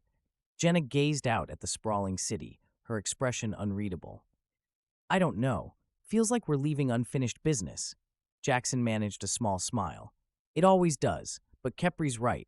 It's not about us. It's about the people we meet and the things we leave behind. She sighed, then nodded. Okay, let's see what the next disaster looks like. Jackson pressed the button. The transition was sharper this time, a jarring blur of light and sound. When it cleared, they found themselves in the midst of chaos. The air was thick with smoke and the acrid tang of gunpowder. The distant sound of shouting and gunfire sent a chill down Jackson's spine. They were in the middle of a battlefield. Jackson and Jenna crouched low, instinctively moving toward the cover of a ruined stone wall. The landscape was scarred, littered with debris and bodies. Soldiers in tattered uniforms darted through the haze, their faces grim and desperate. Jenna's eyes were wide as she scanned the scene. Where the hell are we? Jackson spotted a torn flag lying in the dirt nearby, its colors barely visible through the grime. His heart sank as recognition dawned. We're in France, he said, his voice hollow. During World War I. Jenna swore under her breath. Okay, historian, what's the plan? Because I'm pretty sure don't get shot isn't enough this time. Jackson took a deep breath, the weight of the era pressing down on him. This was a moment of unimaginable loss and suffering, a crucible that would reshape the modern world. Whatever had brought them here, it wasn't random. We find out why we're here, he said, and we try to survive long enough to make a difference. Jenna gave a humorless laugh. Sounds like a plan. They moved cautiously through the battlefield, the sounds of war all around them.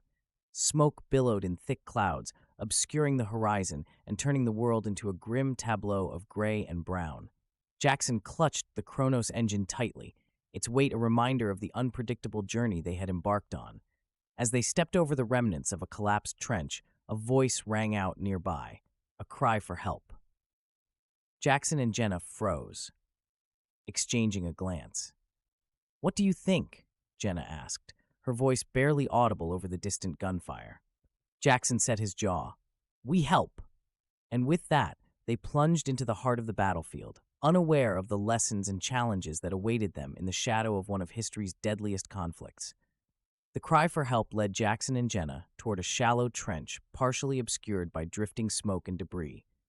The closer they got, the more the sounds of battle faded into the background, replaced by the anguished groans of the wounded.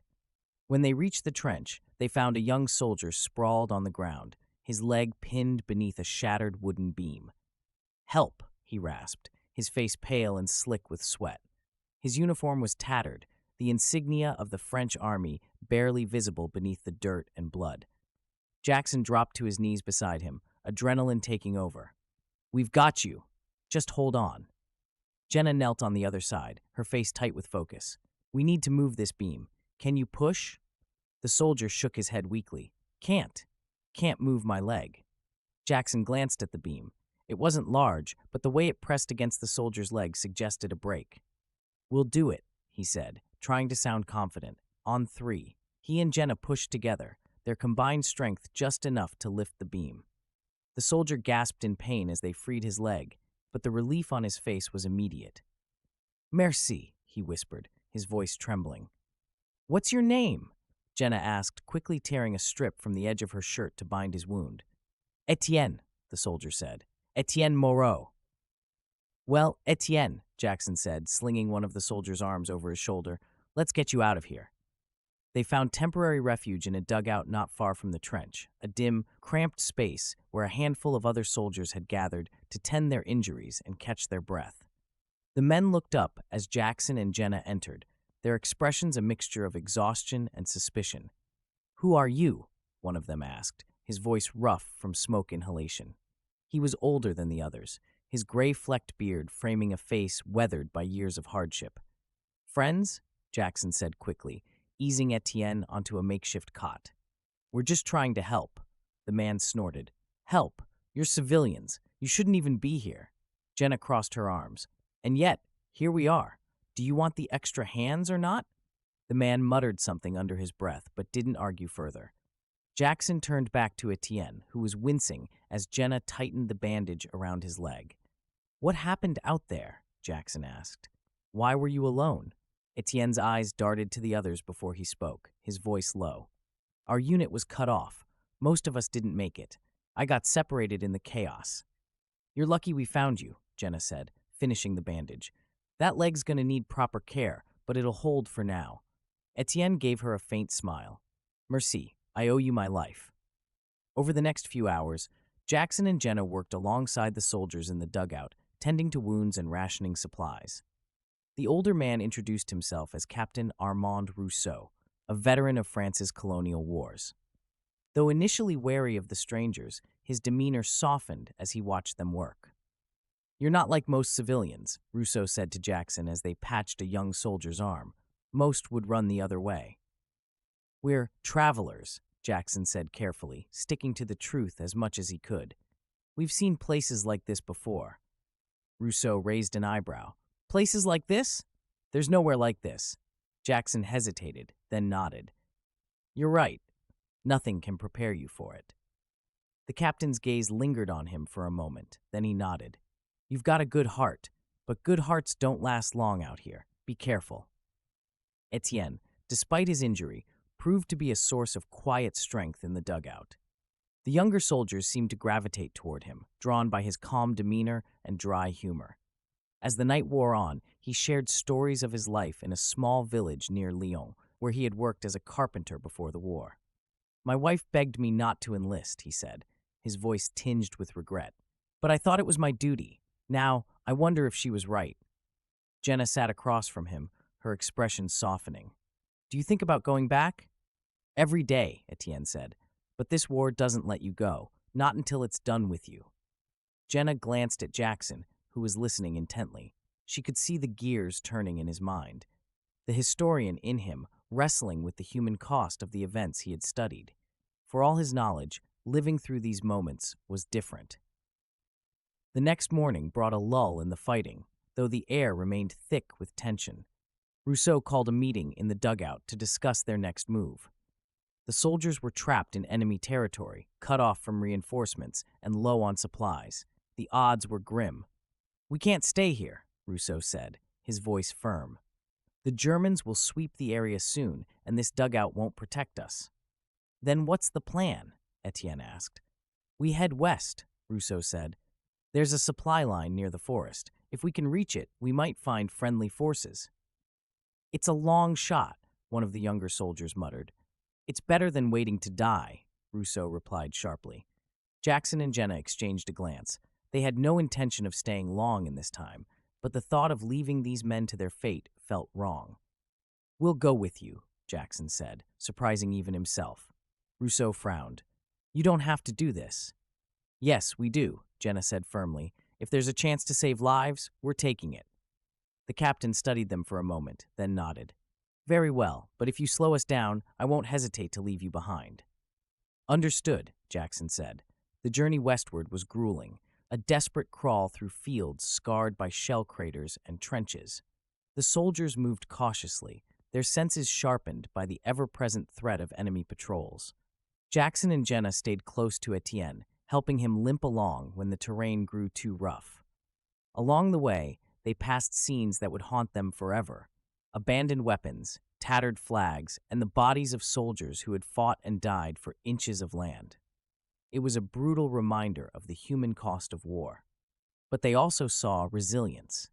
Rousseau's leadership kept the group moving, while Etienne's quiet humor lifted their spirits during the darkest moments. Even the youngest soldier, barely more than a boy, showed a courage that defied his years. "These people," Jenna whispered to Jackson during a rare moment of rest, "they're stronger than I ever gave them credit for." Jackson nodded. This is what history leaves out: the faces, the stories, the moments that make it real. As they neared the forest, the sound of distant gunfire spurred them into action. Rousseau led the charge, his voice commanding as he directed the soldiers into defensive positions. Jackson and Jenna took cover behind a fallen tree, their hearts pounding. "Stay down," Jackson told Jenna, his voice tight with fear.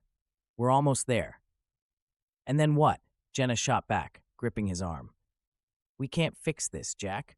We can't stop the war." "No," Jackson said, his voice trembling, "but we can help them survive this day." Jenna's grip tightened, then released. "Okay, let's finish what we started." As the battle closed in, the choices they made would test them in ways they had never imagined and determine whether the soldiers they had come to care for would live to see another day. The battle at the forest's edge was a chaotic, desperate struggle. Jackson and Jenna stayed low, doing whatever they could to assist the soldiers, passing ammunition, binding wounds, and pulling men to safety when the fighting grew too intense. Rousseau's calm commands cut through the chaos, his voice a beacon in the storm. Etienne, despite his injured leg, fought alongside the others, his rifle steady as he provided covering fire.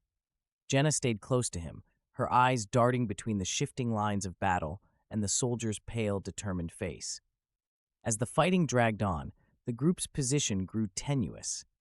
The German forces were pressing harder, their advantage in numbers beginning to overwhelm the ragged French soldiers. Jackson's heart sank as he realized they were running out of options. "We can't hold this position," Rousseau barked, his voice hoarse from shouting. "We need to retreat deeper into the forest." "But where?" one of the younger soldiers shouted back. "We'll be surrounded." Rousseau's jaw clenched, his mind racing for an answer. Before he could respond, Jackson spoke up. "There's a gully about 50 meters west of here," he said. "It's low and narrow, perfect for cover. If we can get there, we can hold them off long enough to regroup." Rousseau glanced at him sharply. "How do you know that?" Jackson hesitated, then gestured toward the terrain. "I've studied battles like this. Trust me." For a moment, Rousseau seemed ready to argue, but then he nodded. "Fine. Fall back to the gully. Move." The retreat was frantic, the soldiers darting through the trees as bullets whizzed past them. Jackson and Jenna helped Etienne limp along, his face twisted in pain, but his pace steady. The gully loomed ahead, its steep sides offering a natural defensive position. One by one, the soldiers scrambled down into the narrow trench, setting up a makeshift line. Jackson and Jenna stayed near the rear, covering the retreat as best they could. By the time they reached the gully, the German forces were close behind, their shouts and gunfire echoing through the forest. Rousseau quickly took charge, directing the soldiers into defensive positions. "Hold the line," he shouted. "They'll break before we do." The fight in the gully was brutal but brief. The narrow space forced the German forces to funnel in, neutralizing their advantage in numbers.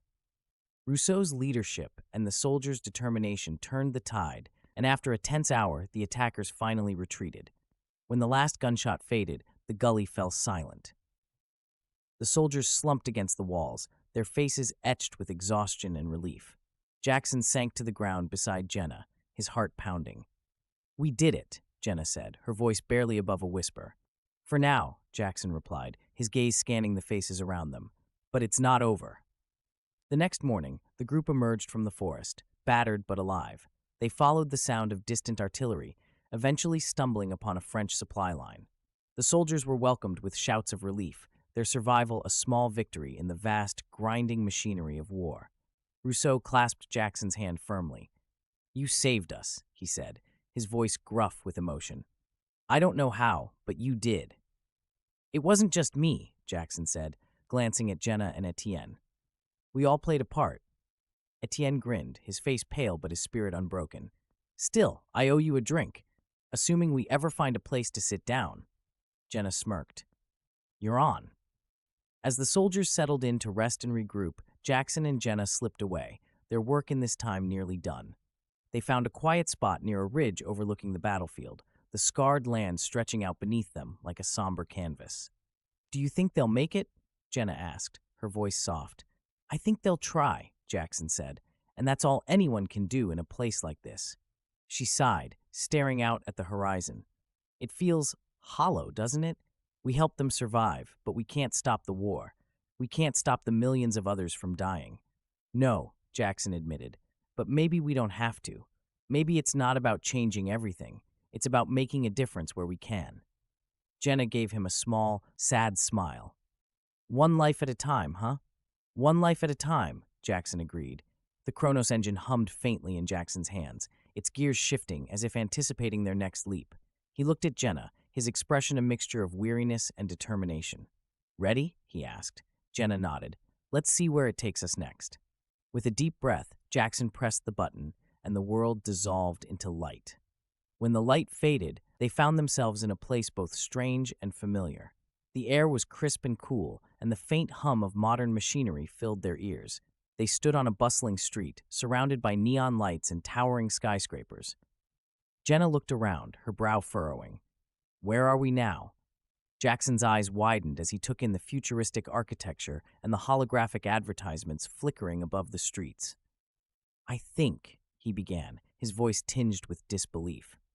"I think we're back, but it's not 2132. Jenna frowned. "What do you mean?" Jackson pointed to a massive digital display mounted on the side of a building. The date flashed in bold, glowing numbers, 2075. "We're in the future," he said, "but not ours." Jenna's breath caught. "What the hell are we supposed to do here?" Jackson didn't answer. Instead, he clutched the Kronos engine tightly, the weight of their journey settling heavily on his shoulders. The streets of 2075 were alive with movement, a strange blend of the familiar and the alien. The people around Jackson and Jenna wore sleek, minimalist clothing with embedded technology, glowing lines of circuitry pulsing faintly on their sleeves and collars. The vehicles that zipped by hovered just above the ground, their soft hum blending with the background noise of bustling crowds and automated drones. Holographic displays flickered above the skyscrapers, advertising everything from synthetic food to memory vacations, where users could experience the lives of others as vividly as their own. Jenna stared up at the towering skyline, her brow furrowed. "This is incredible and kind of terrifying." "It's a leap forward," Jackson said, scanning the streets with wide eyes. "But there's something off. Do you see it?" She followed his gaze, taking in the carefully curated cleanliness of the city, the orderly flow of people and machines. Everything felt too perfect. The crowds moved with an eerie precision, their expressions subdued, almost vacant. "They look like they're sleepwalking," Jenna muttered. Jackson nodded. "Whatever's happening here, it's not what I'd call progress." They walked for hours, weaving through the city's bustling districts. Every corner revealed something new: robotic street performers that mimicked human musicians with unnerving accuracy, drones delivering parcels with pinpoint precision, vending machines dispensing medical supplies on demand. But the people, for all their technological sophistication, seemed strangely disconnected, barely glancing at one another as they went about their routines. Their wandering eventually brought them to a sprawling plaza at the heart of the city. A massive hologram hovered above a central fountain, depicting a stern-faced man in a sleek, militaristic uniform. His voice echoed through the plaza, his words amplified by unseen speakers. "Citizens, remember, unity is strength. Compliance ensures peace. Together, we are invincible." Jenna crossed her arms, scowling up at the hologram. "I don't like him already." Jackson frowned. "Whoever he is, he's not just a figurehead. Look around." The plaza was dotted with security drones, their sleek, metallic forms scanning the crowds with unblinking red lenses. Uniformed enforcers stood at the entrances to nearby buildings, their faces expressionless as they monitored the flow of people. "This isn't a city," Jackson said softly. "It's a machine." As they stood in the plaza, trying to make sense of the city's strange, rigid order, a voice behind them broke through their thoughts. "You two don't belong here, do you?" They turned to see a young woman leaning casually against a nearby wall. She wore a loose, patched jacket and heavy boots, an odd contrast to the sleek, polished attire of everyone else around them. Her dark hair was tied back in a messy braid, and her sharp green eyes sparkled with curiosity. "Who's asking?" Jenna said cautiously. The woman smirked. "Relax, I'm not with them." She nodded toward one of the enforcers. "Name's Iris, and you're clearly not locals." Jackson hesitated, then extended a hand. "I'm Jackson. This is Jenna." Iris shook his hand, her grip firm. "Nice to meet you. Now, mind telling me how you ended up in the most surveilled city in the world without a chip?" "A chip?" Jenna asked. Iris arched an eyebrow. "Don't play dumb. Everyone here's got one. It's how the system tracks you, monitors your health, gives you access to credits. No chip, no citizenship." Jackson and Jenna exchanged a glance. "Let's just say we're passing through," Jackson said carefully. Iris studied them for a moment, then shrugged. "Suit yourselves, but you're going to stick out like a sore thumb without chips. Lucky for you, I know a place where you can lay low." "And why would you help us?" Jenna asked, her tone skeptical. Iris grinned. "Let's just say I've got a soft spot for people who don't belong." Iris led them through a maze of back alleys and hidden passages far from the pristine streets and towering skyscrapers. The air grew heavier with the scent of oil and rust, and the hum of the city faded into a quieter, grittier rhythm. They eventually arrived at a hidden entrance to an underground bunker, its steel door emblazoned with a faded symbol of a broken gear. Inside, the bunker was alive with activity. People moved about, repairing machinery, sorting supplies, and working on terminals that displayed complex streams of code. It was a stark contrast to the cold efficiency of the city above, a space filled with warmth, laughter, and a sense of purpose. "Welcome to the Resistance," Iris said with a flourish. Jenna raised an eyebrow. "Resistance to what?" "To him," Iris said, jerking her thumb toward a poster on the wall. It featured the same stern-faced man from the hologram, his name printed in bold letters beneath, Dominic Voss, Supreme Director. "He's not just a leader," Iris explained. "He's a tyrant. The chips, the drones, the enforcers, it's all about control. He's turned the city into his personal empire, and we're the only ones fighting back." Jackson's historian instincts kicked in. What does he want? Power for its own sake? "Partly," Iris said, "but his big thing is perfection. He thinks the only way to achieve peace is through absolute order. No dissent, no individuality, just compliance. If you don't fit his vision, you disappear." Jenna's jaw tightened. "Sounds like a real charmer." "Yeah, well, that's why we're here," Iris said, to remind him that not everyone's on board with his utopia. Over the next few days, Jackson and Jenna became immersed in the Resistance's world. They learned about the city's rigid hierarchy, the oppressive surveillance state, and the cracks in the system that the Resistance was working to exploit. Iris proved to be an invaluable guide, her quick wit and resourcefulness helping them navigate the challenges of their new reality. Jackson spent hours poring over maps and schematics, working with the Resistance's strategists to plan their next move. Jenna, meanwhile, found herself drawn to the mechanics, her practical mindset a perfect match for their work repairing and repurposing drones. "What do you think?" Jenna asked one night as they sat together in the bunker, the faint hum of machinery filling the air. "Is this why we're here? To help them take down Voss?" "Maybe," Jackson said. "Or maybe it's something bigger. Every time we've jumped, we've landed in a moment of change, when people were struggling to shape their future. This feels like one of those moments." Jenna nodded slowly. "Then I guess we'd better make it count." As they worked alongside the Resistance, it became clear that the fight against Voss was far from simple. The Supreme Director's grip on the city was ironclad, and every small victory came at a cost. But the people they met, engineers, hackers, former enforcers who had turned against the system, reminded Jackson and Jenna of the resilience they had seen in every era they had visited. For Jackson, it was a humbling reminder of the patterns that connected humanity across time, the struggle for freedom, the yearning for justice, and the hope that things could always be better. For Jenna, it was a challenge, a test of her resolve and her belief in the power of small actions to spark change.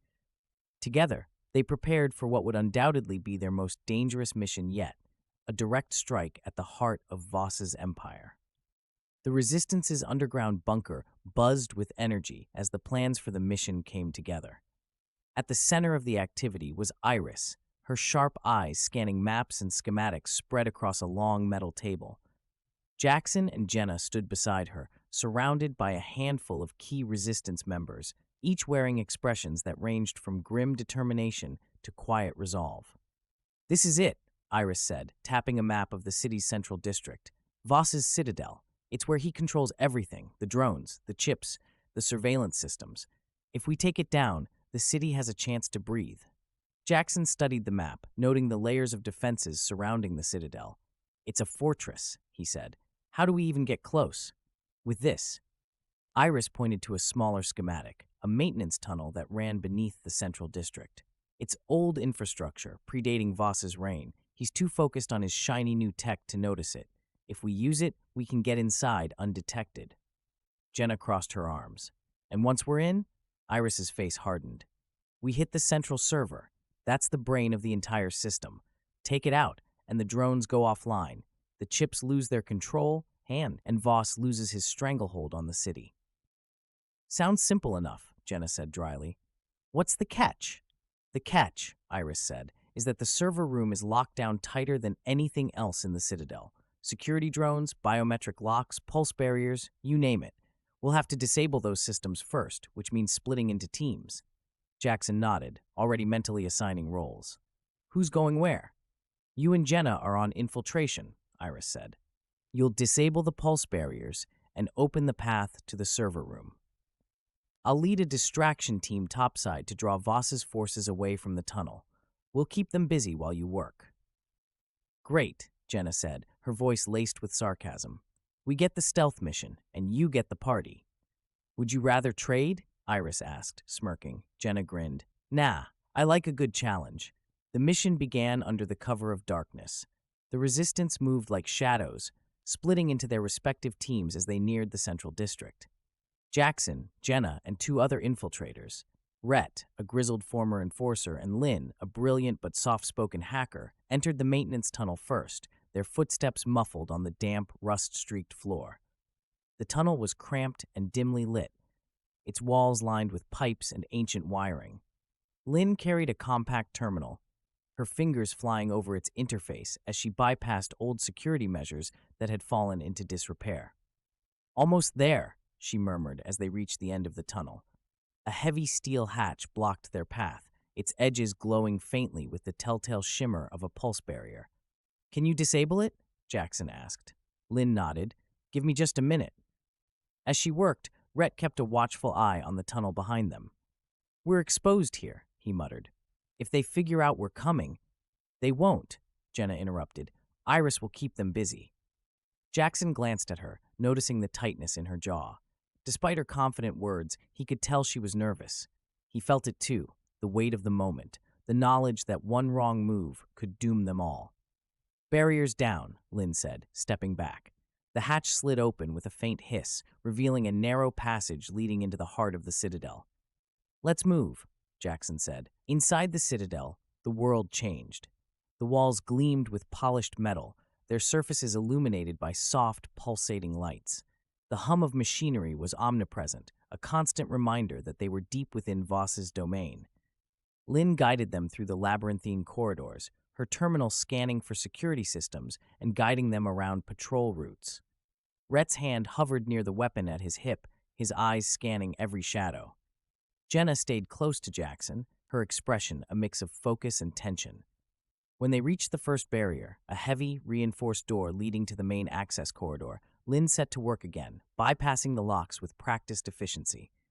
But just as the door slid open, an alarm blared, its sharp, piercing tone echoing through the Citadel. "Damn it!" Lynn hissed, frantically typing into her terminal. "They've spotted us." Rhett drew his weapon. "We've got incoming." Jackson and Jenna barely had time to take cover before a squad of security drones rounded the corner, their sleek, insect-like forms bristling with weaponry. Rhett opened fire, his shots precise and controlled, while Jackson and Jenna used the momentary distraction to flank the drones. "Hit the sensors on their heads," Jenna shouted, ducking behind a console as a burst of energy scorched the wall above her. "That's their weak spot." Jackson took aim, his hands shaking slightly as he fired. His shot struck true, sending one of the drones crashing to the ground in a shower of sparks. Jenna followed suit, her movements fluid and efficient as she disabled another. Within moments, the corridor was quiet again, the drones reduced to smoking heaps of metal. Lynn glanced up from her terminal, her face pale. The alarm's locked in. They know we're here. Then we'd better move fast, Jackson said. The server room loomed ahead, its entrance guarded by a final barrier, a shimmering energy field that pulsed with an ominous light. Prosody worked furiously to disable it, her fingers moving faster than Jackson thought possible. Rhett and Jenna stood guard, their weapons ready as the sound of approaching footsteps echoed down the corridor. "We're running out of time," Jenna muttered, glancing back at Lynn. "How much longer?" "Almost. There," Lynn said, her voice strained. With a final keystroke, the energy field flickered and disappeared. "Go," Jackson shouted. They rushed into the server room, the air inside cold and sterile. The central server stood at the heart of the chamber, a massive column of pulsating light and intricate machinery. Rhett and Lynn began setting up charges, their movements efficient and precise. Jackson and Jenna kept watch, their ears straining for any sign of pursuit. The seconds stretched into an eternity as the charges were armed, their red lights blinking steadily. "Done," Lynn said. "We've got 90 seconds to get clear." "Move, it!" Jackson shouted. They sprinted back the way they'd come, the distant sound of explosions rattling the walls as the charges detonated. The lights in the corridor flickered, and the hum of machinery began to falter.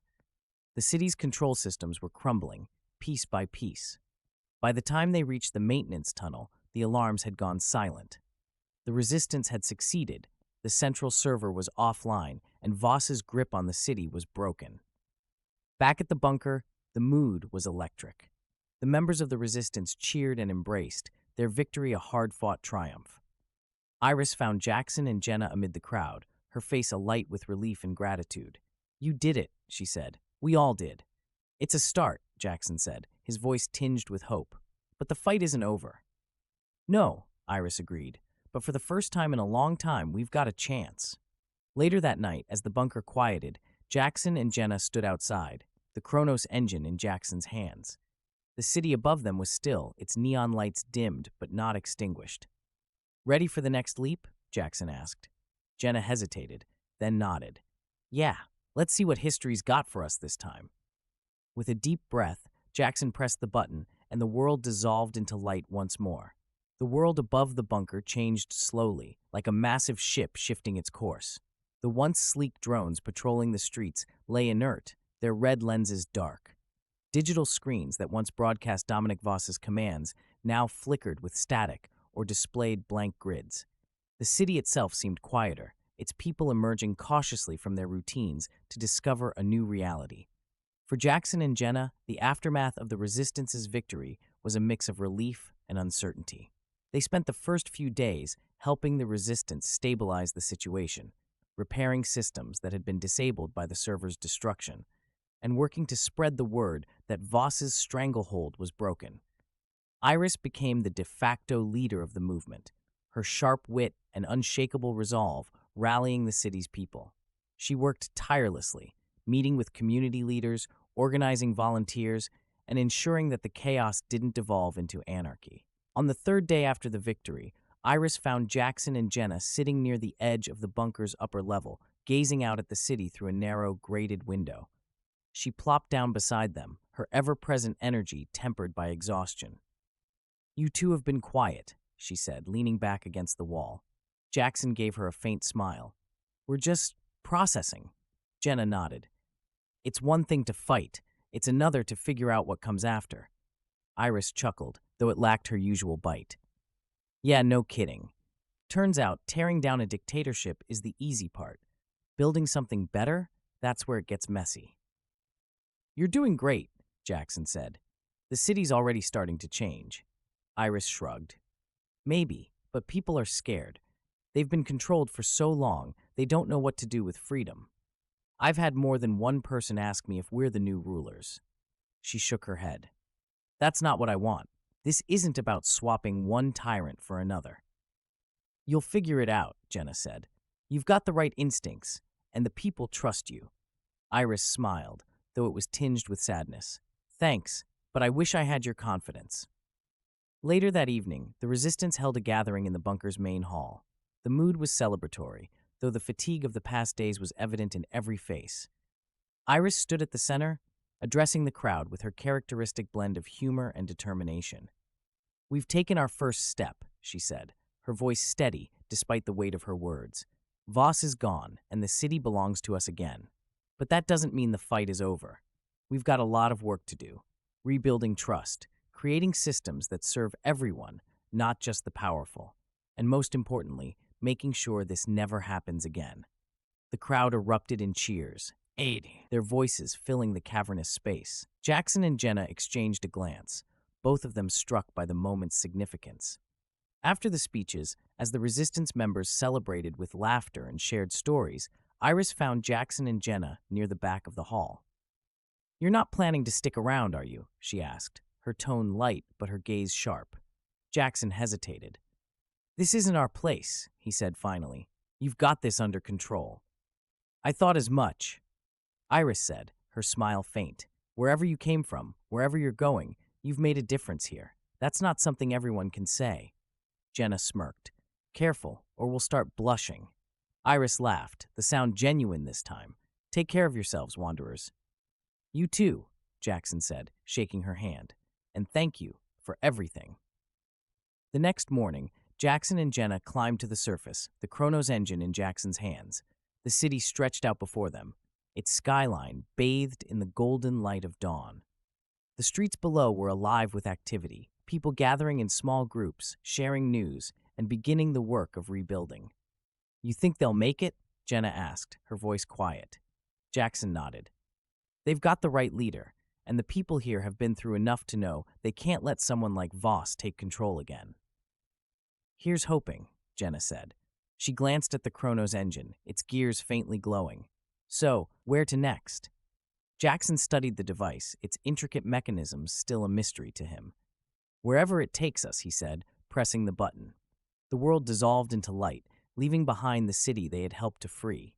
The world reassembled in shades of green and gold, the thick, earthy scent of trees and soil filling the air. Jackson and Jenna blinked, their senses adjusting to the new setting. They stood in a dense forest, sunlight filtering through the canopy above and dappling the ground with shifting patterns of light and shadow. The sound of birdsong mixed with the rustling of leaves in the gentle breeze. "Okay, this is new," Jenna said, turning in a slow circle. "Any guesses?" Jackson crouched to examine the ground, running his fingers over the packed dirt of a well-worn path. Nearby, a wooden signpost, weathered by time, pointed toward a distant village nestled in the valley below. "The architecture down there looks medieval," Jackson said, shading his eyes as he studied the village. "But this isn't Europe. Look at the trees. This is temperate, probably North America." "Medieval North America?" Jenna frowned. "That doesn't make sense. This should be before colonization." "Exactly," Jackson said, his heart quickening. "Which means this isn't our timeline." Jenna's eyes widened. "You think the Chronos engine?" "It must have taken us into an alternate history," Jackson finished. "We're not just traveling through time anymore." As they followed the path toward the village, it became clear that this place was unlike anything they had encountered before. The villagers wore simple but intricately embroidered garments, their expressions friendly but guarded as they passed by.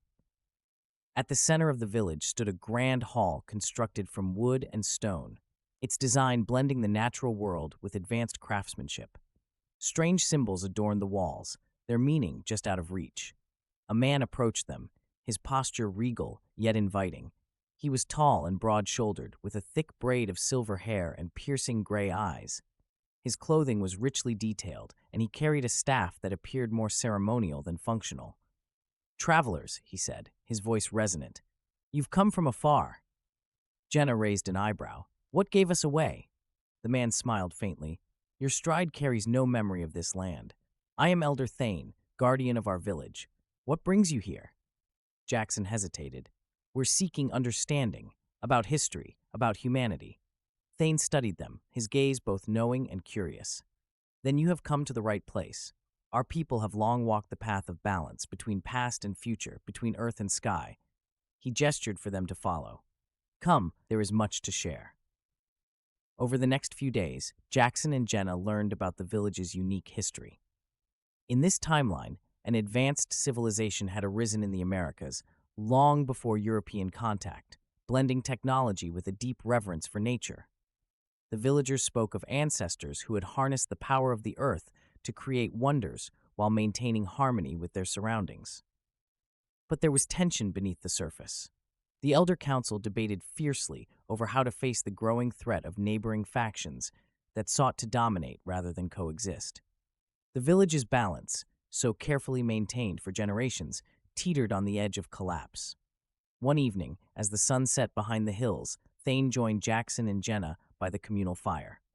The air was warm, and the sounds of the village drifted softly around them. "You've seen much of the world," Thane said. "What would you do in our place?" Jackson exchanged a glance with Jenna. "It's not our place to tell you what to do," Jackson said carefully. "But from what we've seen, balance is fragile. It takes courage to hold on to it, especially when others try to take it away." "Courage alone will not sustain us," Thane said, his tone thoughtful. "But wisdom perhaps will, and hope." Jenna leaned forward. "You've got both, Thane, and your people believe in you. That's a start." Thane smiled faintly. "Perhaps you were meant to find us, wanderers." As the days passed, the villagers prepared for a pivotal gathering, where leaders from the neighboring factions would meet to negotiate peace or declare war. Jackson and Jenna, though outsiders, were invited to observe, their perspective valued by Thane and the council. The gathering took place in a clearing surrounded by towering trees, the air thick with anticipation. Leaders from the rival factions arrived with their entourages, their expressions ranging from wary to openly hostile. The negotiations were tense, every word a carefully chosen step in a dangerous dance. Jackson and Jenna watched in silence, their hearts pounding as the discussion teetered on the brink of collapse. But then Thane spoke, his voice calm and commanding. "We stand at a crossroads," he said. "We can choose the path of conflict, which will scar this land for generations, or we can choose the path of balance, which honors not only our ancestors, but those who will come after us." His words resonated, rippling through the gathering like a stone dropped into a still pond.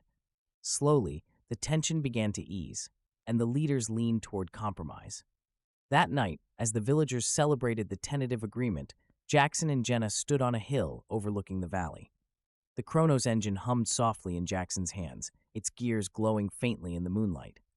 "They'll make it," Jenna said, her voice quiet but confident. "They have a chance," Jackson agreed. "And maybe that's enough." Jenna turned to him, her expression thoughtful. "What about us, Jack? All this jumping through time, what are we looking for?" Jackson hesitated, then smiled. "I think we're learning about people, about ourselves, and about how every moment, no matter how small, matters." She nodded, her gaze steady. "You think we'll ever stop?" "I don't know," Jackson admitted, "but as long as we're making a difference, I'm okay with not knowing." With that, he pressed the button on the Chronos engine. The world dissolved into light, leaving the village and its fragile peace behind. The light faded, and for the first time, they found themselves back in 2132. The streets of New Brooklyn stretched out before them, unchanged yet somehow different. Jackson and Jenna stood in silence, the weight of their journey settling over them. "You feel it too, don't you?" Jenna asked. Jackson nodded. "The world, it feels lighter, like there's hope." She smiled, nudging him playfully. "Maybe we've finally learned the lesson we were supposed to." "Maybe," he said, his gaze sweeping over the city. "Or maybe we've just started to understand it." They turned and walked together into the future, their steps steady and their hearts full of possibility.